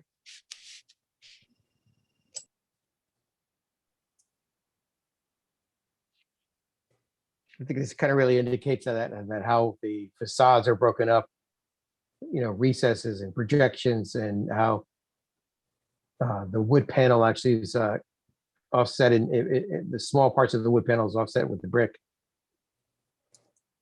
I think actually it'd be interesting how to see this is lit up at night. And as the sun passes through the day, the plays of the recess and the projections. I'm wondering if it's possible to do any more of that wood paneling somewhere to lighten up. I don't think Very it's good. I don't think it's necessary. I think actually how he's got it, it adds visual interest without overusing the material. Yeah. Okay. It's good. All right. So does anybody else have any feedback for the applicant regarding the changes? Well, there's they have this one peninsula of green in the parking lot here, and it's a nice way to break up that it's still a very big parking lot. So if they had the parking lot kind of be more rectilinear in shape going with the building, they could create more of that greenscape in front, which might be a good idea. I'm not even sure, but anyway, you can see from this angle, this is where that big outcropping is that would be removed, I think. Is that correct? From this angle? Yeah, that's Right, this is the knob of rock is here. Yeah. Okay. All right. So that gets us off the topic. I'm assuming that silence means that everyone else is okay with how this has evolved in terms of the special permit and how it fits. For my list, we have hit everything that we talked about at the briefing. There are a couple of things that we would do when it comes in its complete package. But that doesn't have to be addressed right now. Does anybody else have any remaining questions on this application? Not at this time. Okay. Does anybody from the public wish to speak on this application? And Ms. Wilson, you are on.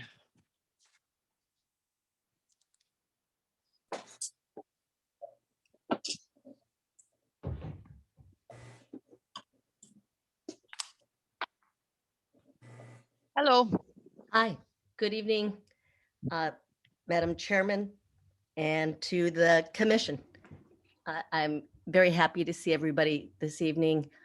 My neighbor Lynn Lavery spoke last week at the ARC meeting, and I just wanted to reiterate her comments today at the P&Z meeting.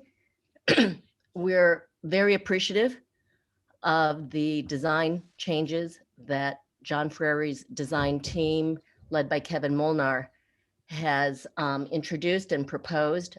We believe it's a very successful reinterpretation or redesign of the prior plan. And all along, we have been asking or aspired to a design that was modern and yet residential and improved the West Putnam corridor. And we believe that this really is very successful in meeting those goals and objectives. So we just wanted to express our appreciation and thank you to the commission for all of the time and years that have been spent on this project. Thank you very much. All right. Okay. That sounds great. Thank you very much, Ms. Wilson. I'm glad that it has progressed well. Okay. So So that being the case, there being no further comments from the commission, Mr. Tessie, would you like to wrap it up? Yes, well, I think. Ms. You can just say Wilson I'm done and concluded- wrap up. Wrapped it up. It looks like it is almost a wrap. You can all see the light at the end of the tunnel. I don't think it's a freight train, as the old phrase goes. So we will work with staff to withdraw the application, take into consideration comments. Kevin and Greg will seriously look at the site to create more green space. And we won't see you probably next month, but hopefully we can get on that one August meeting if you have it. With that, have a good evening.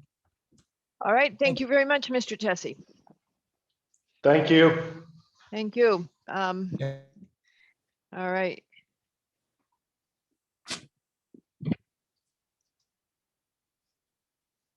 You know what, Mr. McRae, as you think about the landscape checklist and all of that, you might, sorry, Mr. Molnar, I wasn't seeing you. I'm moving you out now. You might want to reach out. We'd have to wait till we were done with this application, but you might want to reach out to Mr. Studer and Mr. Molnar at some point and just talk about what they had to consider when building here, and see if that, that gives you any insight on what we're working on. And he goes, because you've already figured it out, and that would be good too. I think the biggest question would be, how do you plant on a big nasty rock? Yep, yeah. Okay, so our last application is Dennis and Jennifer Manelski for a final site plan and special permit.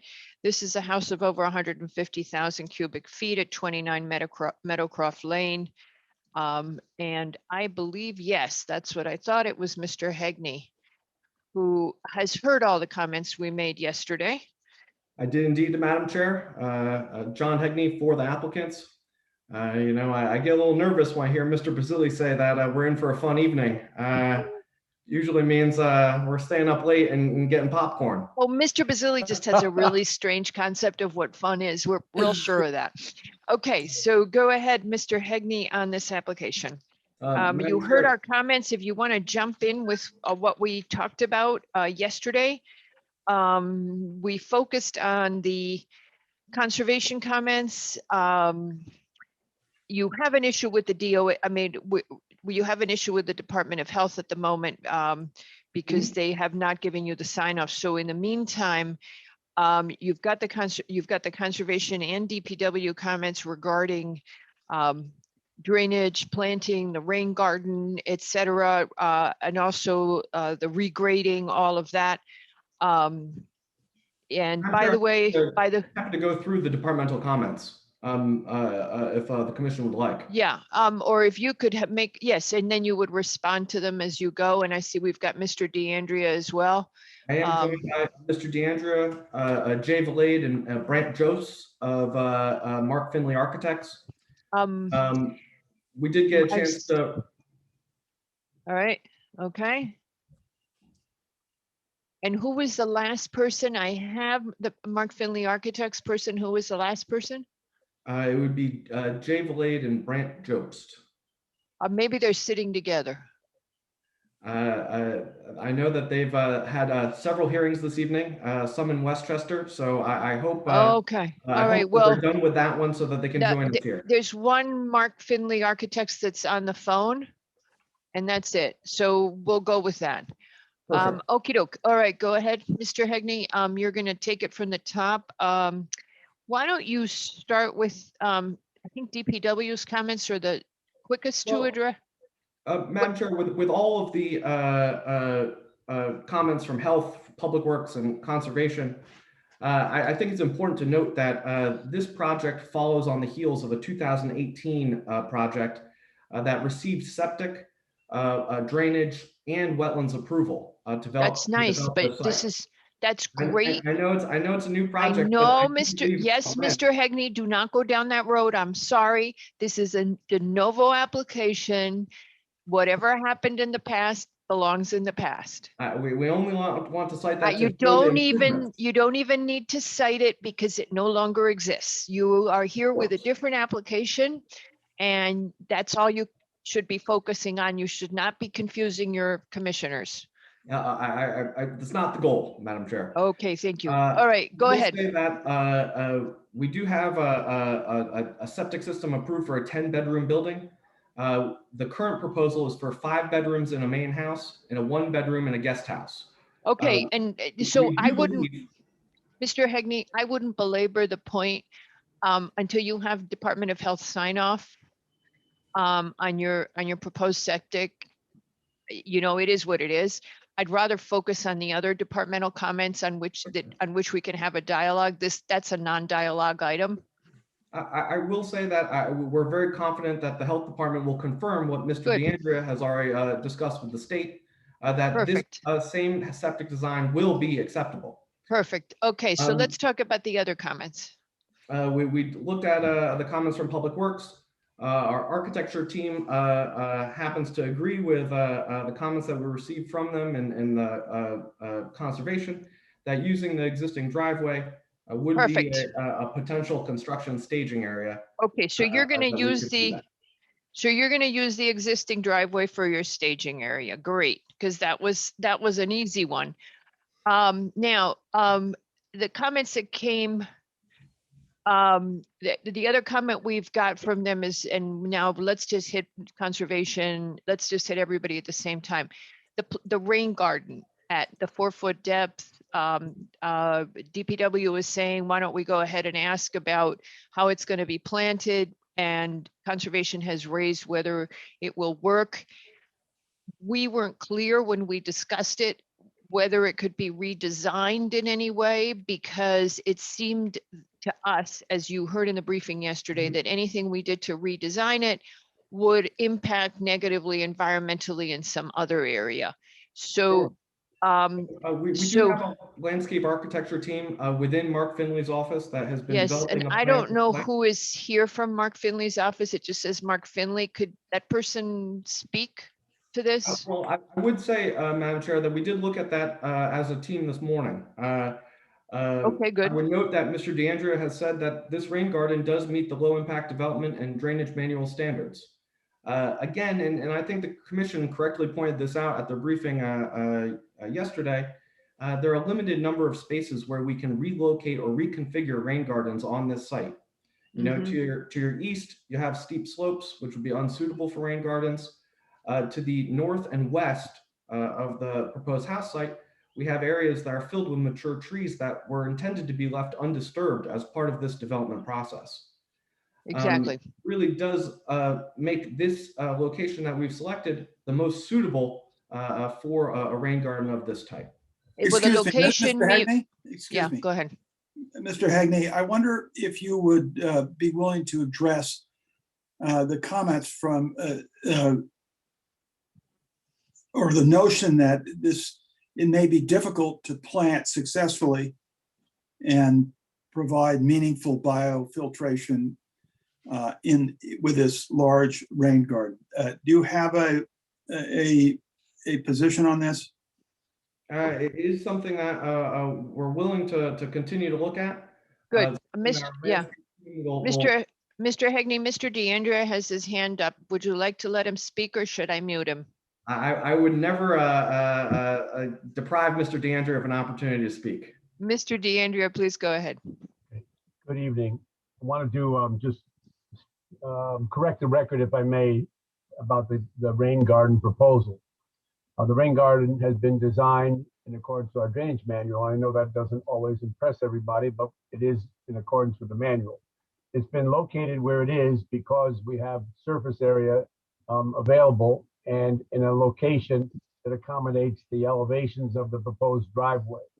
The rain garden is not 4 feet deep. If you look at the elevations carefully, we have an elevation at the top of the berm of about 289. We have to provide some volume. The top of the berm on the low side is, on the inside is 287.3 and the top is 289. And that's designed to have the excess capacity in the event that we do have a large volume of water.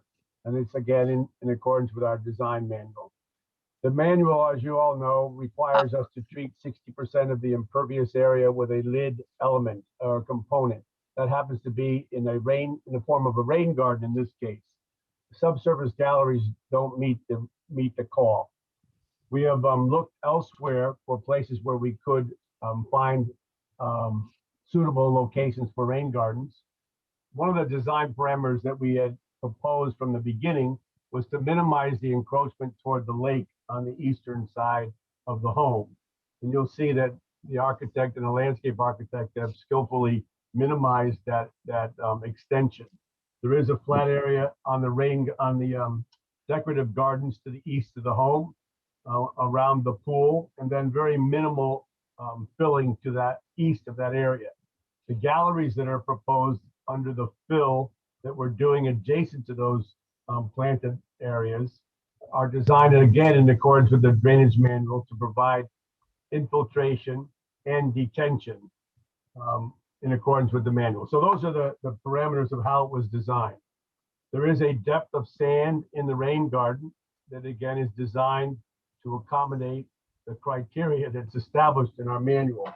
You'll notice that the architects and landscape architects have created a very soft approach, moderate slope, very flat as it approaches the home. And that controls the elevation of any drainage that we can take out of it. So that's why and where we have proposed the rain garden, to be able to have discharge from the driveway area into the rain garden so that it's treated before it's connected into the galleries for infiltration and runoff reduction. We did discuss with the landscape architect the potential for using perhaps some permeable pavers in the driveway sections, which would theoretically reduce the size of the rain garden, but in this case, not the elevation. If you look at the north side of the home, you realize that that's not a suitable area for the rain garden because the elevation is actually higher than the driveway. We can discharge roof drainage into the rain garden on the south side because we have an elevated roof, but it's difficult to take the water from the driveway and discharge it to the rain garden. You can't move the water uphill. So the rain garden is set on the contours in the south side, set for area primarily, and in the end, it's a fairly shallow basin. We have typically and often planted within the rain garden. That's not a problem. We don't want to see trees. We're not going to plant trees in a rain garden. No, but we definitely want you to provide the planting, and we do not want you to leave it sand or gravel. We definitely want to see this planted. And if I could, Mr. DeAndrea, I'm gonna ask a favor of your professional background in town. Over the years that you have come before us and that I personally have worked with you, you've commented a lot about the drainage manual. And one of the things that we met with Scott Marucci recently, and one of the things that we're working towards is more reliance on section 4 of the drainage manual and more work towards non-structural lid. And I believe that you would have the professional expertise to come up with that. I think we have very experienced drainage professionals in town. Everybody who comes before us, you've certainly been doing this since you were knee-high to a grasshopper, if you remember then. Yep. And I'm just wondering if you could take a look at this again. Definitely, DPW is asking if you would present a planting plan. And if you would look at what you can do to enhance the amount of both the biofiltration capability and the non-structural portion of the lid, what you would propose if you could make it more environmentally friendly.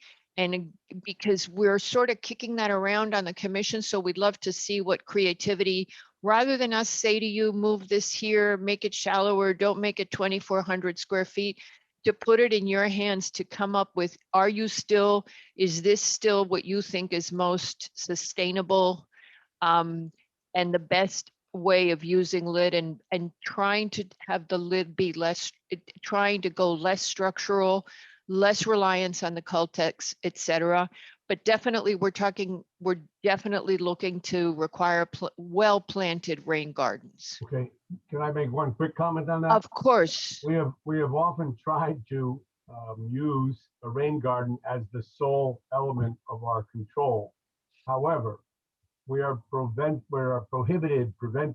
discouraged from trying to use it as a detention facility. You either filter in a rain garden or you detain in a gallery.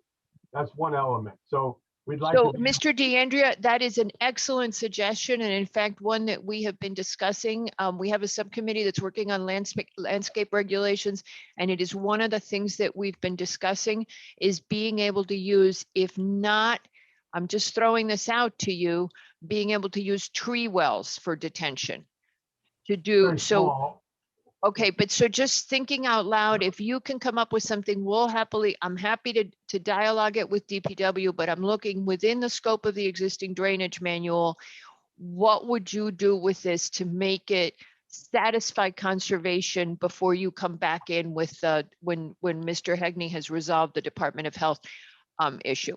Is it fair to say, excuse me, but is it fair to say that Mr. DeAndrea is in support of what they're offering in this application, but that does not take anything away from the value he might add toward the development of what you're talking about? Well, he aside from this application, right? No, I'm asking for him to think about this application in terms of what we're beginning of the direction the commission is moving in right now and the issues we're considering. And if he had carte blanche and he knew that we were looking for less structural, what would he propose anything different if he was looking? So take this site plan and is there a way that you could address the conservation manual, the conservation comments, meet the drainage manual and still be happy with it? One of the things that I would suggest which would be accommodating on this type of property is that at the edge of the fill, you can see that we have a contour that we could actually work with and have a very long strip, if you will, on the downstream side of a slope and have that be a rain garden and then overflow through a meadow.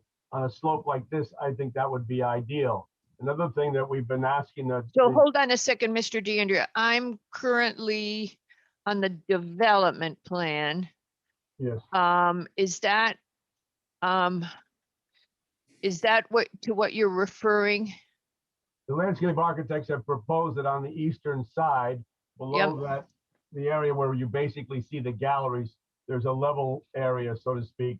Yep, where they see want it. to keep it somewhat lawn to reduce ticks and things like that. Then the slope comes down and it becomes meadow. We like the meadow because you don't see the runoff and there's a lot of absorption capacity. And on a steeper slope, that would work. It doesn't work on all sites. Does it work here? So Mr. DeAndrea, you're thinking you would expand the meadow area? No, there's already a lot of meadow here. But I thought you said you would expand it, that it could potentially be expanded. What I said was, in a case like this, it could be that we could have a long rain garden at the toe of the slope, so to speak. Okay. But we needed to do several functions, not only the renovation, but the detention. I don't see any reason why we shouldn't be able to temporarily pond water in a rain garden while it filters and then ultimately dissipates into the ground. But to date, we've been prohibited from doing that. Again, this plan from the landscape architects have proposed a great deal of meadow. Alexandra pointed out that when the Wetlands Agency approved the prior application and the prior application done by others, prior owners, were dredging the pond, they created the meadow along the pond. And that's highlighted on that stone delineating feature that's on the site plan.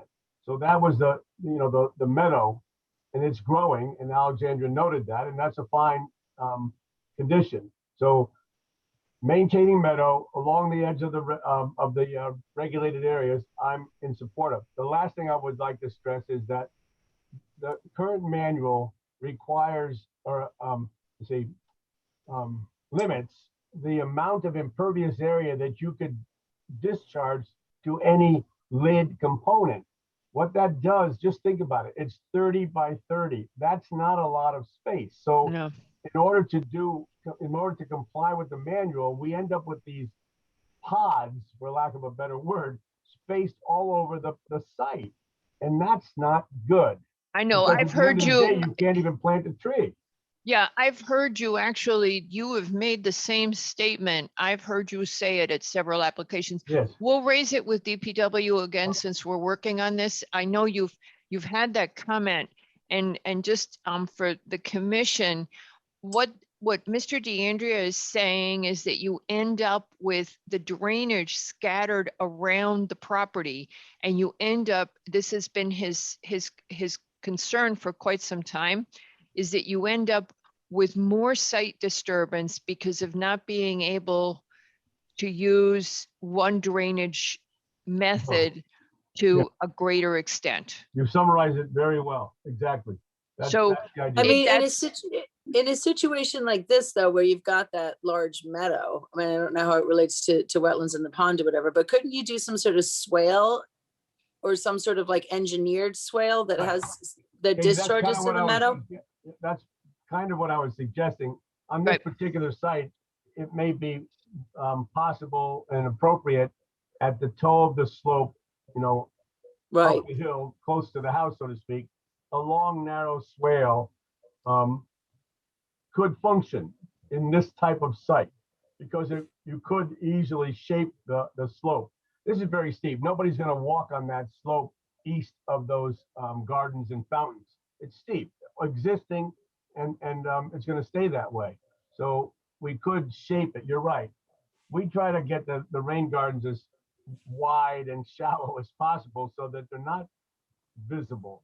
We do have the opportunity to plant them with grass. Grass can be a little bit more impervious. So a granular soil on the top is good, and you can plant it, and it can become a very attractive feature. Most people, owners are scared of them, but they can be made very attractive. So to that end, we're all in favor of trying to work to get more area into each lid component. That would help a lot to minimize the amount of disruption. The problem that my one concern, Mr. DeAndrea, for example, here, if you were going to use the rain garden for detention, you would not be able to plant it as the same, right? I Because disagree with that. Okay. I'm of the mindset that we ought to be able to take a ravine that happens to be delineated as wetland and build a small berm and allow the water to stay there for an hour and a half. And I know it won't kill anything in that wetland.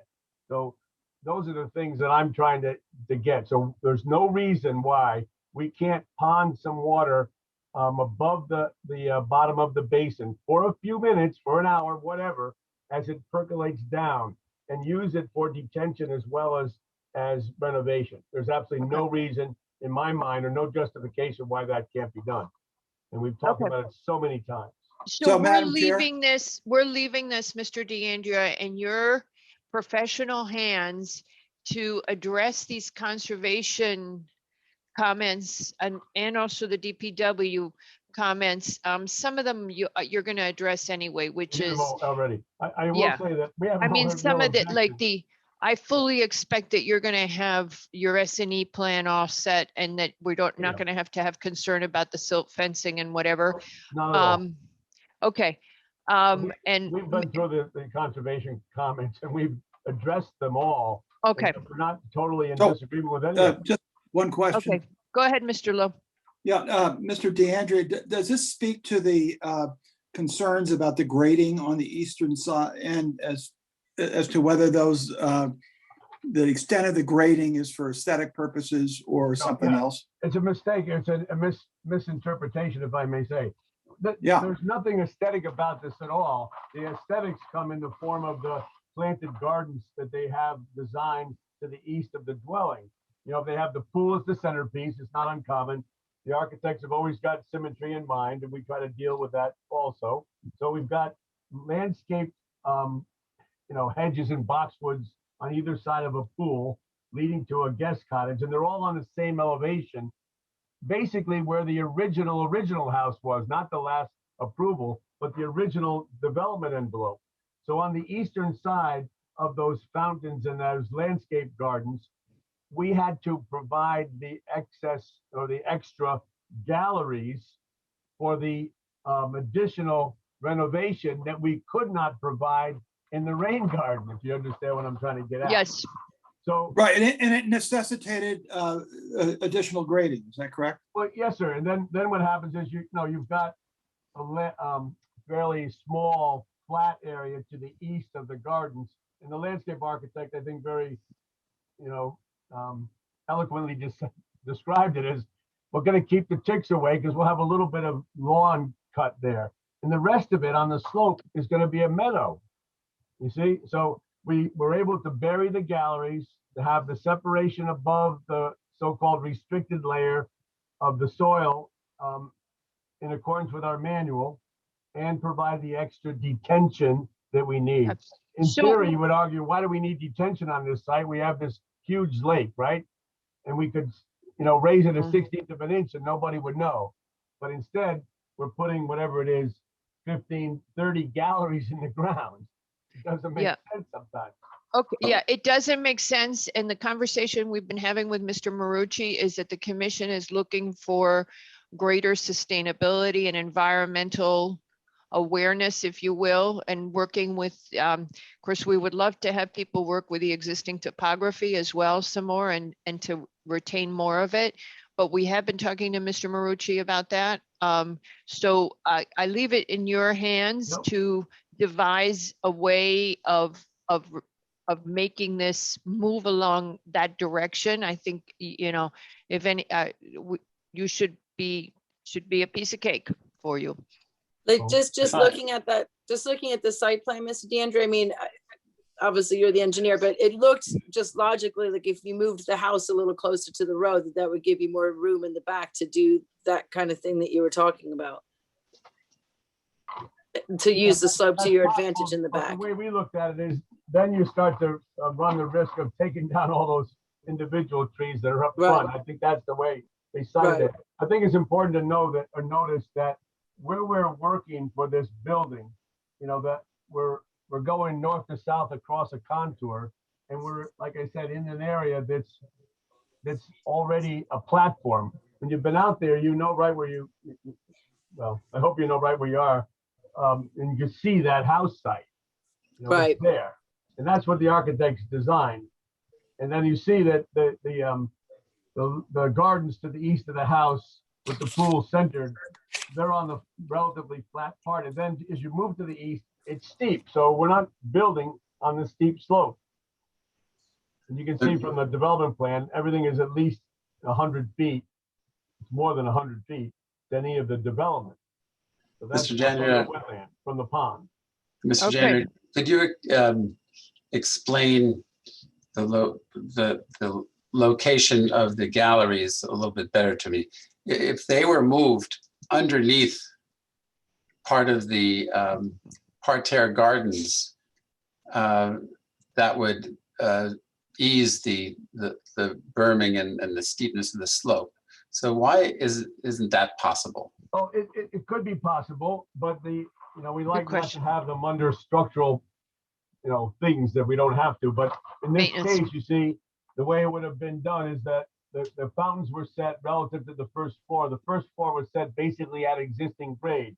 Knowing that the ground is dropping off, we had very little excavation to do for the basement, which everybody wants to have. So now you've set that platform, and they were going to have a little bit of flat area for lawn east of the gardens regardless. So the galleries were placed to accommodate the gardens, but also the topography, which was dropping off, so we had to have less material. So for example, the bottom of the Cultex is going to be about 280, and that's the toe of the slope that's at the edge of our filling, if you will. Mhm. Well, so we had to dig for the galleries. They are the 330s, which are 3.5 feet from top to bottom. And they provide the volume in an economical space. We're not using too much area by using the deeper galleries on the slope that's given to us. But anyway, there's always options to look at more, but we'll consider all the other options. But I think this is a good plan based on topography and what the architects have decided is the appropriate place for the house, which we don't disagree with. And that's also the way it was originally developed when there was a house there at one time. That's where it was. Okay. So we're reusing it. Mr. DeAndrea, we don't need to take up more of your time. I think you know what you would do, what you would like to do with this, and how you would address our questions and concerns. So I think we can leave it in your hands that when you come back, you'll give us you'll have something cool. Well, I don't know that it'll change much under the current circumstances. Well, I'm sure you can come up with some good ideas. We'll make a few adjustments most likely, but nothing drastic. Well, if you think of something drastic, that would be kind of neat too. Okay. Okay. Maybe we can get Scott to come along. All right. Okay, thank you. Thank you. May I have one more Yes. short comment real quick? Mr. Long, from the health department did understand that he has no objection to this plan being approved from septic system location, but I did want to stress that we have not altered the septic system design for the leaching capacity, so we have excess capacity. The only change we've made is the location of the septic tank and pump chamber, just to accommodate the location of the house. Well, and you now have a separate building connecting to it, which you didn't before, and that was the We did have a centralized system before. and, Okay. We've had recent conversations with Matt Pollock from the state, who would be the deciding voice on centralized systems.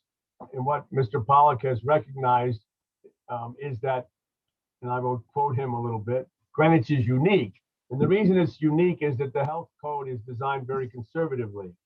And we then count more bedrooms than necessary under the code.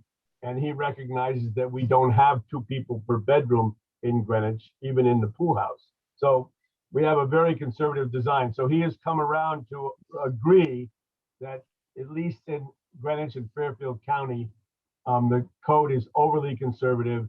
And even if we do have year-round occupation potential, such as a guest house, it should not be held unusual. So he will approve it.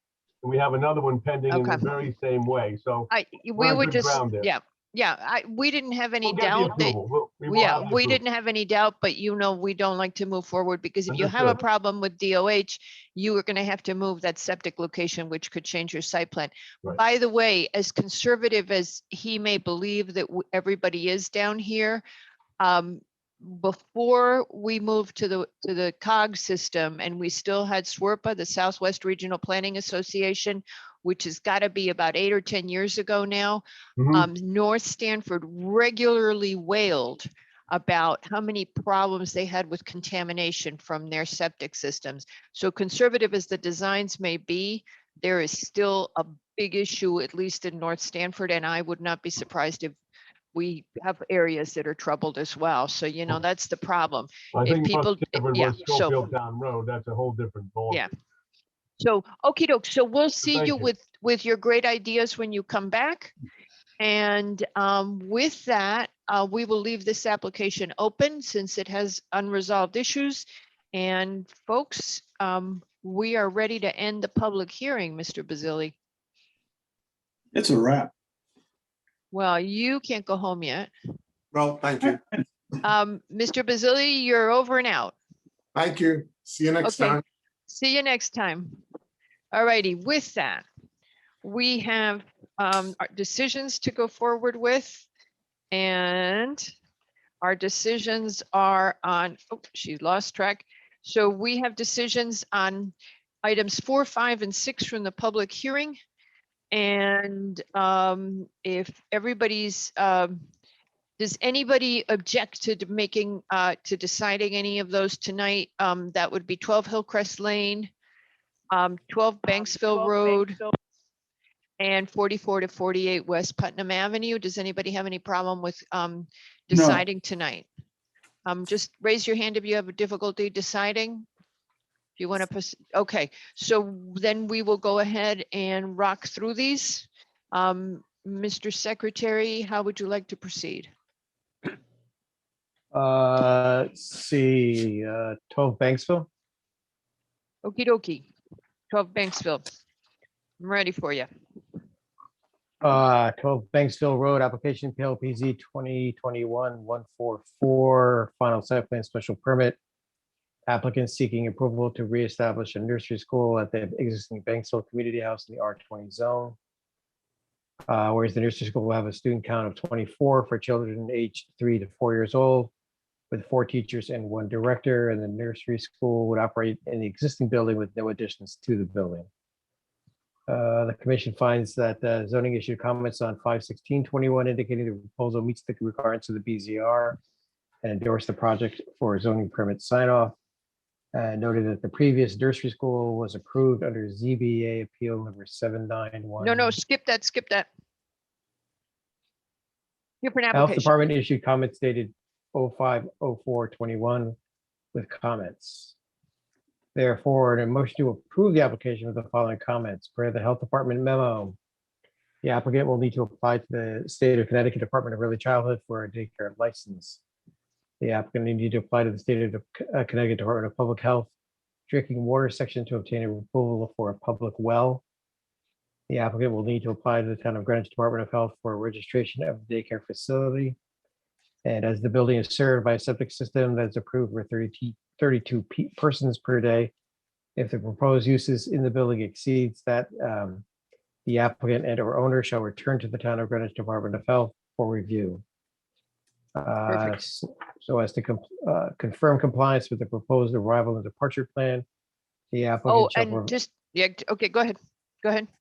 applicant shall provide a site plan created by a civil engineer licensed in the state of Connecticut that indicates restriping of the parking area to indicate a minimum of 20 parking spaces, compliance with the proposed arrival and departure plan, and in the existing playground plan. And the applicant shall address any and all remaining staff or interdepartmental issues. I think the only thing we would add is that in that site plan, and then the applicant shall return if there are any for Planning and Zoning Commission review, should modifications be required to the existing playground. You had the drop off, you had the striping, and you didn't say the number of spaces, correct? Is that for staff review or for? I think if they modify the playground, it's got to come to the full commission because it's got to go to ARC. Anybody object to that? Katie, Pat, I don't mean to make more work for you, but and if they expand that, if they need to expand the septic, that could be administrative review by staff. I think that would go, it would probably go right to the health department because they would have governance Yeah. over it. But the staff will have to sign off on the location of the septic if they have to amend it. Right? Okay, you did, okay, I think we hit everything. The drop off was the thing we were the most worried about. Do I have a second? Second. Mr. Levy has seconded. And seated on this application is Mr. Barilak and Mr. Lowe. For the absent regulars, Mr. Barilak, how do you vote? You're muted. But he's Still vote waving. Okay, Mr. Barilak is an aye. Mr. Levy? Aye. Mr. McRae? Aye. Mr. Lowe? Aye. And Albin is also aye. And with that, the motion passes 5-0. And our next one is whichever one Mr. Secretary would like to do. We did Hillcrest already, correct? No, we did not do Hillcrest. We have to do it. It's in the public hearing.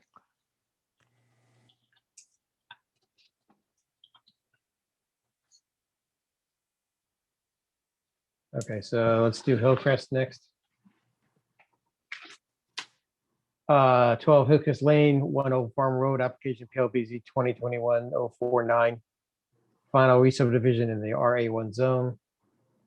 The applicant is seeking final re-subdivision to make an equal area of exchange of 2,222.3 square feet, resulting in 1 acre parcels for both properties. The commission finds that the revision is proposed by the owners of 12 West Lane to provide full access to the drainage swale to the owners of 1 Old Farm Lane. The applicant submitted a letter of agreement dated 3/30/21 to the Inland Wetlands Agency between the owners of both properties for compliance with the Inland Wetlands Use Permit. The applicant meets the standards of section 258, 260, so on and so forth, of the town Greenwich subdivision regulations and section 205 of the building zone regulations, and is neither a subdivision or re-subdivision. Conservation issued comments 3/9 indicating comments to the proposal. Zoning issued comments dated 6/9/21 indicating the proposal meets the requirements of the BZR and endorse the project for zoning permit sign off. DPW engineering issued comments 3/4/21 indicating approval for subdivision. DPW sewer issued comments dated 3/11/21 indicating the division has no comments or objections to the proposed lot line revision. Inland Wetlands Agency just issued a memo ruled 5/17/21 stating an agreement that has been found legally is sufficient. And the agency issued a permit for work under number 2020-050 dated 5/18/20. Therefore, a motion to approve the application note of the following: the sewer staff recommends to the applicant and the owners that they should research and document the locations of any underground utilities and develop any easements if required that may be crossing over the new lot lines. If easements are required for sanitary sewer infrastructure, please forward copies to the sewer division for record. Note shall be included on the recorded map referencing the letter, Inland Wetlands letter agreement. And the applicant shall address any and all outstanding staff or interdepartmental issues. And shall provide the signature block for the Yeah, chair. that'll happen. That Yeah, and the happens 10 automatically. feet, yeah, but Marie, Bianca put it in her staff report, so I'm just reminding everybody. And the 10 feet down the center line. And should we say here and the applicant, it continue to be in compliance with their IWWA permit? Yeah, but it's covered. If they deviate Yep. from it, then they're not in Yep. compliance with that. So I they know, have to. but because there was a concern on the stream that came up from conservation, and it's the only way I can address it. Do I have a second? Second. Okey doke, Mr. Levy has seconded. Checking the votes again. Mr. Baerlach and Mr. Lowe. So Mr. Baerlach, how do you vote? Aye. Mr. Levy, Aye. Mr. McRae, Aye. and Mr. Lowe. Aye. Albin is also aye. Motion passes 5-0, and now we have one more left. This is West Putnam. Mhm. Okay, 4448 West Putnam Avenue, application PLPZ 2021-048, final site plan special permit, applicant seeking approval to construct 14 residential apartments and a second floor parking garage with an existing main building in the CGBR and CGIO zones. The commission finds that zoning issue comments 6/14/21 indicating the proposal meets the requirements of the building zone regulations and endorse the project for zoning permit sign off, noting the building height and coverage are compliant with incentives. The zoning board of appeals on 3/24/21, the applicant received a variance of floor area ratio under appeal number PLZE 2021-0007. Sewer issue comments dated 3/11/21, noting no concerns to be addressed during the Planning and Zoning Commission review. Engineering issued a drainage exemption, or a drainage exemption was filed dated 2/9/21. And the ARC issued comments at their 6/16/21 meeting with recommendations to the Planning and Zoning Commission. Parking, the applicant is requesting that the commission adjust the parking space requirements for housing units in the CGBR zone per section 155(3).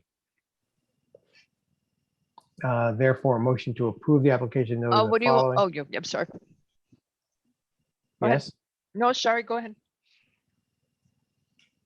where was it?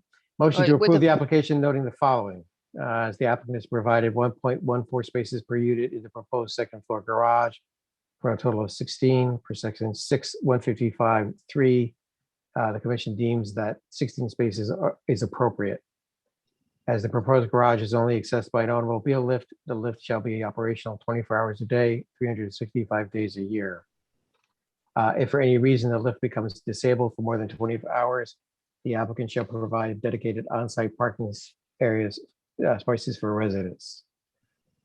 If for any reason the second floor parking area garage cannot be constructed as proposed because of building code or life safety code issues, the applicant shall return to the Planning and Zoning Commission for review and any changes to the proposed plan. All rooms labeled as den on the architectural floor plans dated 02/03/21 shall not be converted to other uses and should not be enclosed by doors. Prior to zoning permit, a construction phasing plan shall be submitted for review by planning and zoning staff. And the applicant has indicated by lease agreement, the residents are to use the garage only, second floor garage only, and not park in retail areas. And that would be Monday from 9 to 5, Monday to Friday, 9 to 5. I think I've got that one, but you can come back and take a look at that real quick. Per ARC recommendations, ARC accepts the window studies as presented and finds that the architecture and proposed windowscape are appropriate and in context with the historic building. The second floor windows are windows do not need to have arches. The lighting fixture should have as minimal impact as possible. Integrated light shield shall be provided. A profile footprint of the fixture shall be minimized as much as possible. And the overall height of the installed fixture shall be no greater than 14 feet. Commercial railing should be upgraded in the future when feasible. Samples of window frames, color glazing shall be admitted prior to zoning permit. The proposed hydrangean tree shall be updated to a different, more robust species such as a honey locust. Attention to soils at this site is recommended to ensure survival of the proposed landscape. Modular suspended pavement systems or silva cells are recommended. As proposed by the applicant and prior to zoning permit, a meeting with the Department of Public Works and tree warden shall be scheduled to determine if 1 or 2 street trees can be added in front of the property. Members of the ARC offered to attend that meeting. Any proposed signage for the site shall return to the ARC. The applicant shall address any and all remaining staff or interdepartmental issues. I think want to make sure that we've got the parking correct. Yep, 16 spaces. Okay. And is everybody happy with how we did the den language? Do we need to add anything about the fire department or just leave it be? Seemed to work for me. Okay, and then the only other thing was DPW had the comment about where the equipment was going to be staged. So I put that in as a construction phasing plan is going to be submitted. Good. Well, they have to do one no matter what. Okie doke. All right. Are we Go ahead. actually putting in this that we're using an example of a tree as a locust tree? That's what Well, ARC said. it was in the ARC decision. It was specific from ARC. More robust species such as honey locust. Such as, so they have a change. They can change it. So it's more robust than what was there before. No, they were proposing a smaller, they were proposing, I think, a tree form hydrangea or something like that. Right. Oh, no, not a hydrangea. Yep.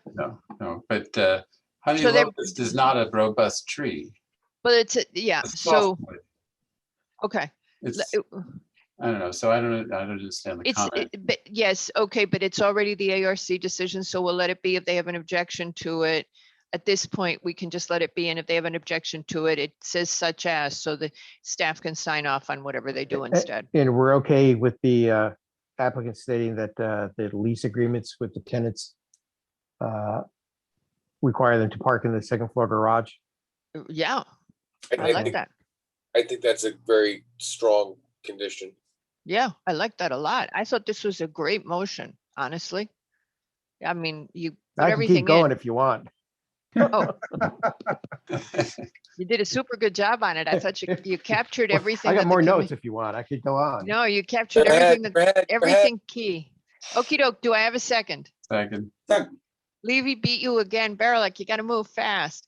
Okey doke. So, Mr. Barilak, how do you vote? Aye. Mr. Levy, Aye. Mr. McRae, Aye. and Mr. Lowe? Aye. And Albin is also aye, and it passes 5-0, and we are done for the night. And by the way, the new Wait a minute, what bill time is it? What time is it? is 9:13. Midnight. Congratulations. So if we continue with virtual meetings, we still, just so everybody knows, if you ever have to run a meeting, we are still going to be required to do roll call on the vote. And Pat has reached out to IT and co and whatever to figure out the logistics thereof. Yep. So stay tuned. We have So until next We're good Thursday. to go next two meetings. We're good to go, or is it still up in the air? No, we have to have a plan by, IT has to figure it out by next Thursday. So stay tuned. Well, assuming that it gets happening, I think we are extended till the spring. I'm assuming that we meet all the criteria for the regulation, but Well, the- it's on for- your head there, Pat. yeah, thank you. He got a You're little help from Mrs. Chair tonight. All Well, right, I'm sorry. It's on your head then. I Yeah. will only consider it help if it succeeds, Madam Chair, but thank you. Exactly. You can take the credit. A I just wise went- man. I just went around and Losers and orphans, something. I we, don't know. we just poked a couple of people. Just in case, because they're waiting for the governor to sign it, but the governor doesn't have authority to change the language. So it's either yay or nay. So we don't need to expect changes in language. So we might as well be ready with the existing language. If it doesn't make it, it doesn't make it. But Yeah. word is that he has to sign the bill because he wants to get the budget implemented. As I already sort of talked to you about, Madam Chair, there's some Yeah. sort of, there's an interpretation that makes this easier, and I'm not sure how that can be interpreted that way, but stranger things have happened. So Well, in the poking, what I suggested is that the commission values public participation and would like to maximize the potential for it. no, I mean, the reasons are obvious. It's just No, the- I mean, I just said, please make sure that we can maximize public participation Right. and engagement. And We we don't- love children and things like that. And we don't Apple want little pie, kids, thanks, apple Bill. pie, we're just cute and lovable. Puppies? Puppies. Right. Puppies, long walks on the beach. kittens. The American flag. Oh, it's falling apart. I think it's time to log off before we go crazy. Actually, Mr. Rowe, just to understand, our next meeting cycle is a Tuesday, Wednesday, not a Monday, Tuesday? it is a Wednesday, Thursday, I believe, if I'm correct, right? No, Okay. On the This is after it says, I have it 6th and 7th. Yes. For So, what? Okay. Because it's because- the 4th of July weekend, you we're off guys. Monday. So we're meeting on Wednesday, and then having the meeting- Tuesday at 1:00. So, no, Right. Tuesday. The Tuesday 6th. briefing, Wednesday meeting. It's Tuesday, Wednesday, right? Yes, Did I that's what I said. Yeah. Don't confuse us. No, but I believe I'm sorry. I guess the question was meetings. So meeting is a Wednesday, and then it's the following meeting is a Thursday. So it's the 7th and the 15th. That's what I was Okay. saying. I Okay. have the following Thursday meeting, the 15th, as tentative. Is that still tentative? Yes. Tentative. It will be a very brief subject agenda. I'm just not. Whoa. What? I thought we're meeting on the 20th. We are as well. It's a 3 meeting. What happens is we end up getting overloaded every year around this time. So that was the idea. Or Okay. you can have two, have 2 very long meetings. Why weren't some of the older people told? They were- Well, that's, I mean, It's on Peter, my honestly, calendar. that And- was the idea. It's either I two hate it very, when you very don't long tell the older meetings. people multiple times. Okay, so just one thing, guys. So if we're gonna have a light meeting on the 15th, maybe the governor did sign the marijuana bill today, so it's now law. We have, as you guys all know, we have recreational marijuana. We could talk about that and what we want to do. We could add it to Or the just agenda. smoke it. We could, but the only caveat on that is I'm not sure we Only? should, no, the public normally pushes back if we make anything that's perceived as a policy decision that's significant during summer break. They also have been objecting, oh, hi puppy, hi Cosmo. Hello, Cosmo. Oh, Isn't Cosmo. he the cutest? He just came up to visit. He never visits. He's so cute. He stays He's- with his mom. He's friends with the collies, by the way. Oh, very cute. So, okay, All right, so let's bring your puppy to the meeting. Do bring we your have a- puppy to meeting day. Victoria, we've seen her cat several times. And we've seen Luna. Okay, so that's the one thing. And then if we do have a light agenda on the 15th, we can go over what's in the new zoning bill. I know everybody's dying to do that, but If I'm we have a offering. live it. agenda on the 15th, maybe we can leave early. Oh, yes, we would just Sorry, do that. Margarita. We would just do Sorry. that in the briefing session. Wait a Hey, minute, so- wait a minute, Victoria, it's 9/7/18 or something. This Oh, is maybe Yeah, we can do it tonight. Let's do it tonight. In the good old days, we would have now gone drinking. Oh, God. There you go. Well, That seems perfect. just so unfathomable. I I'll have be- my Okay, sleep but you know schedule, what? Can't take that. Just because we're going to continue meeting virtually, shouldn't we be able to go drinking on early nights? You know, Yes, who we says I'm can. not gonna go drinking right now? Yeah, exactly. Okay, so it used to be the Little Pub. I like that place. Yeah. I'm gonna say goodbye if that's all right. Bye-bye, Okay. everybody. Bye. See ya. Bye. Thank you. Me too. Me too. Au revoir.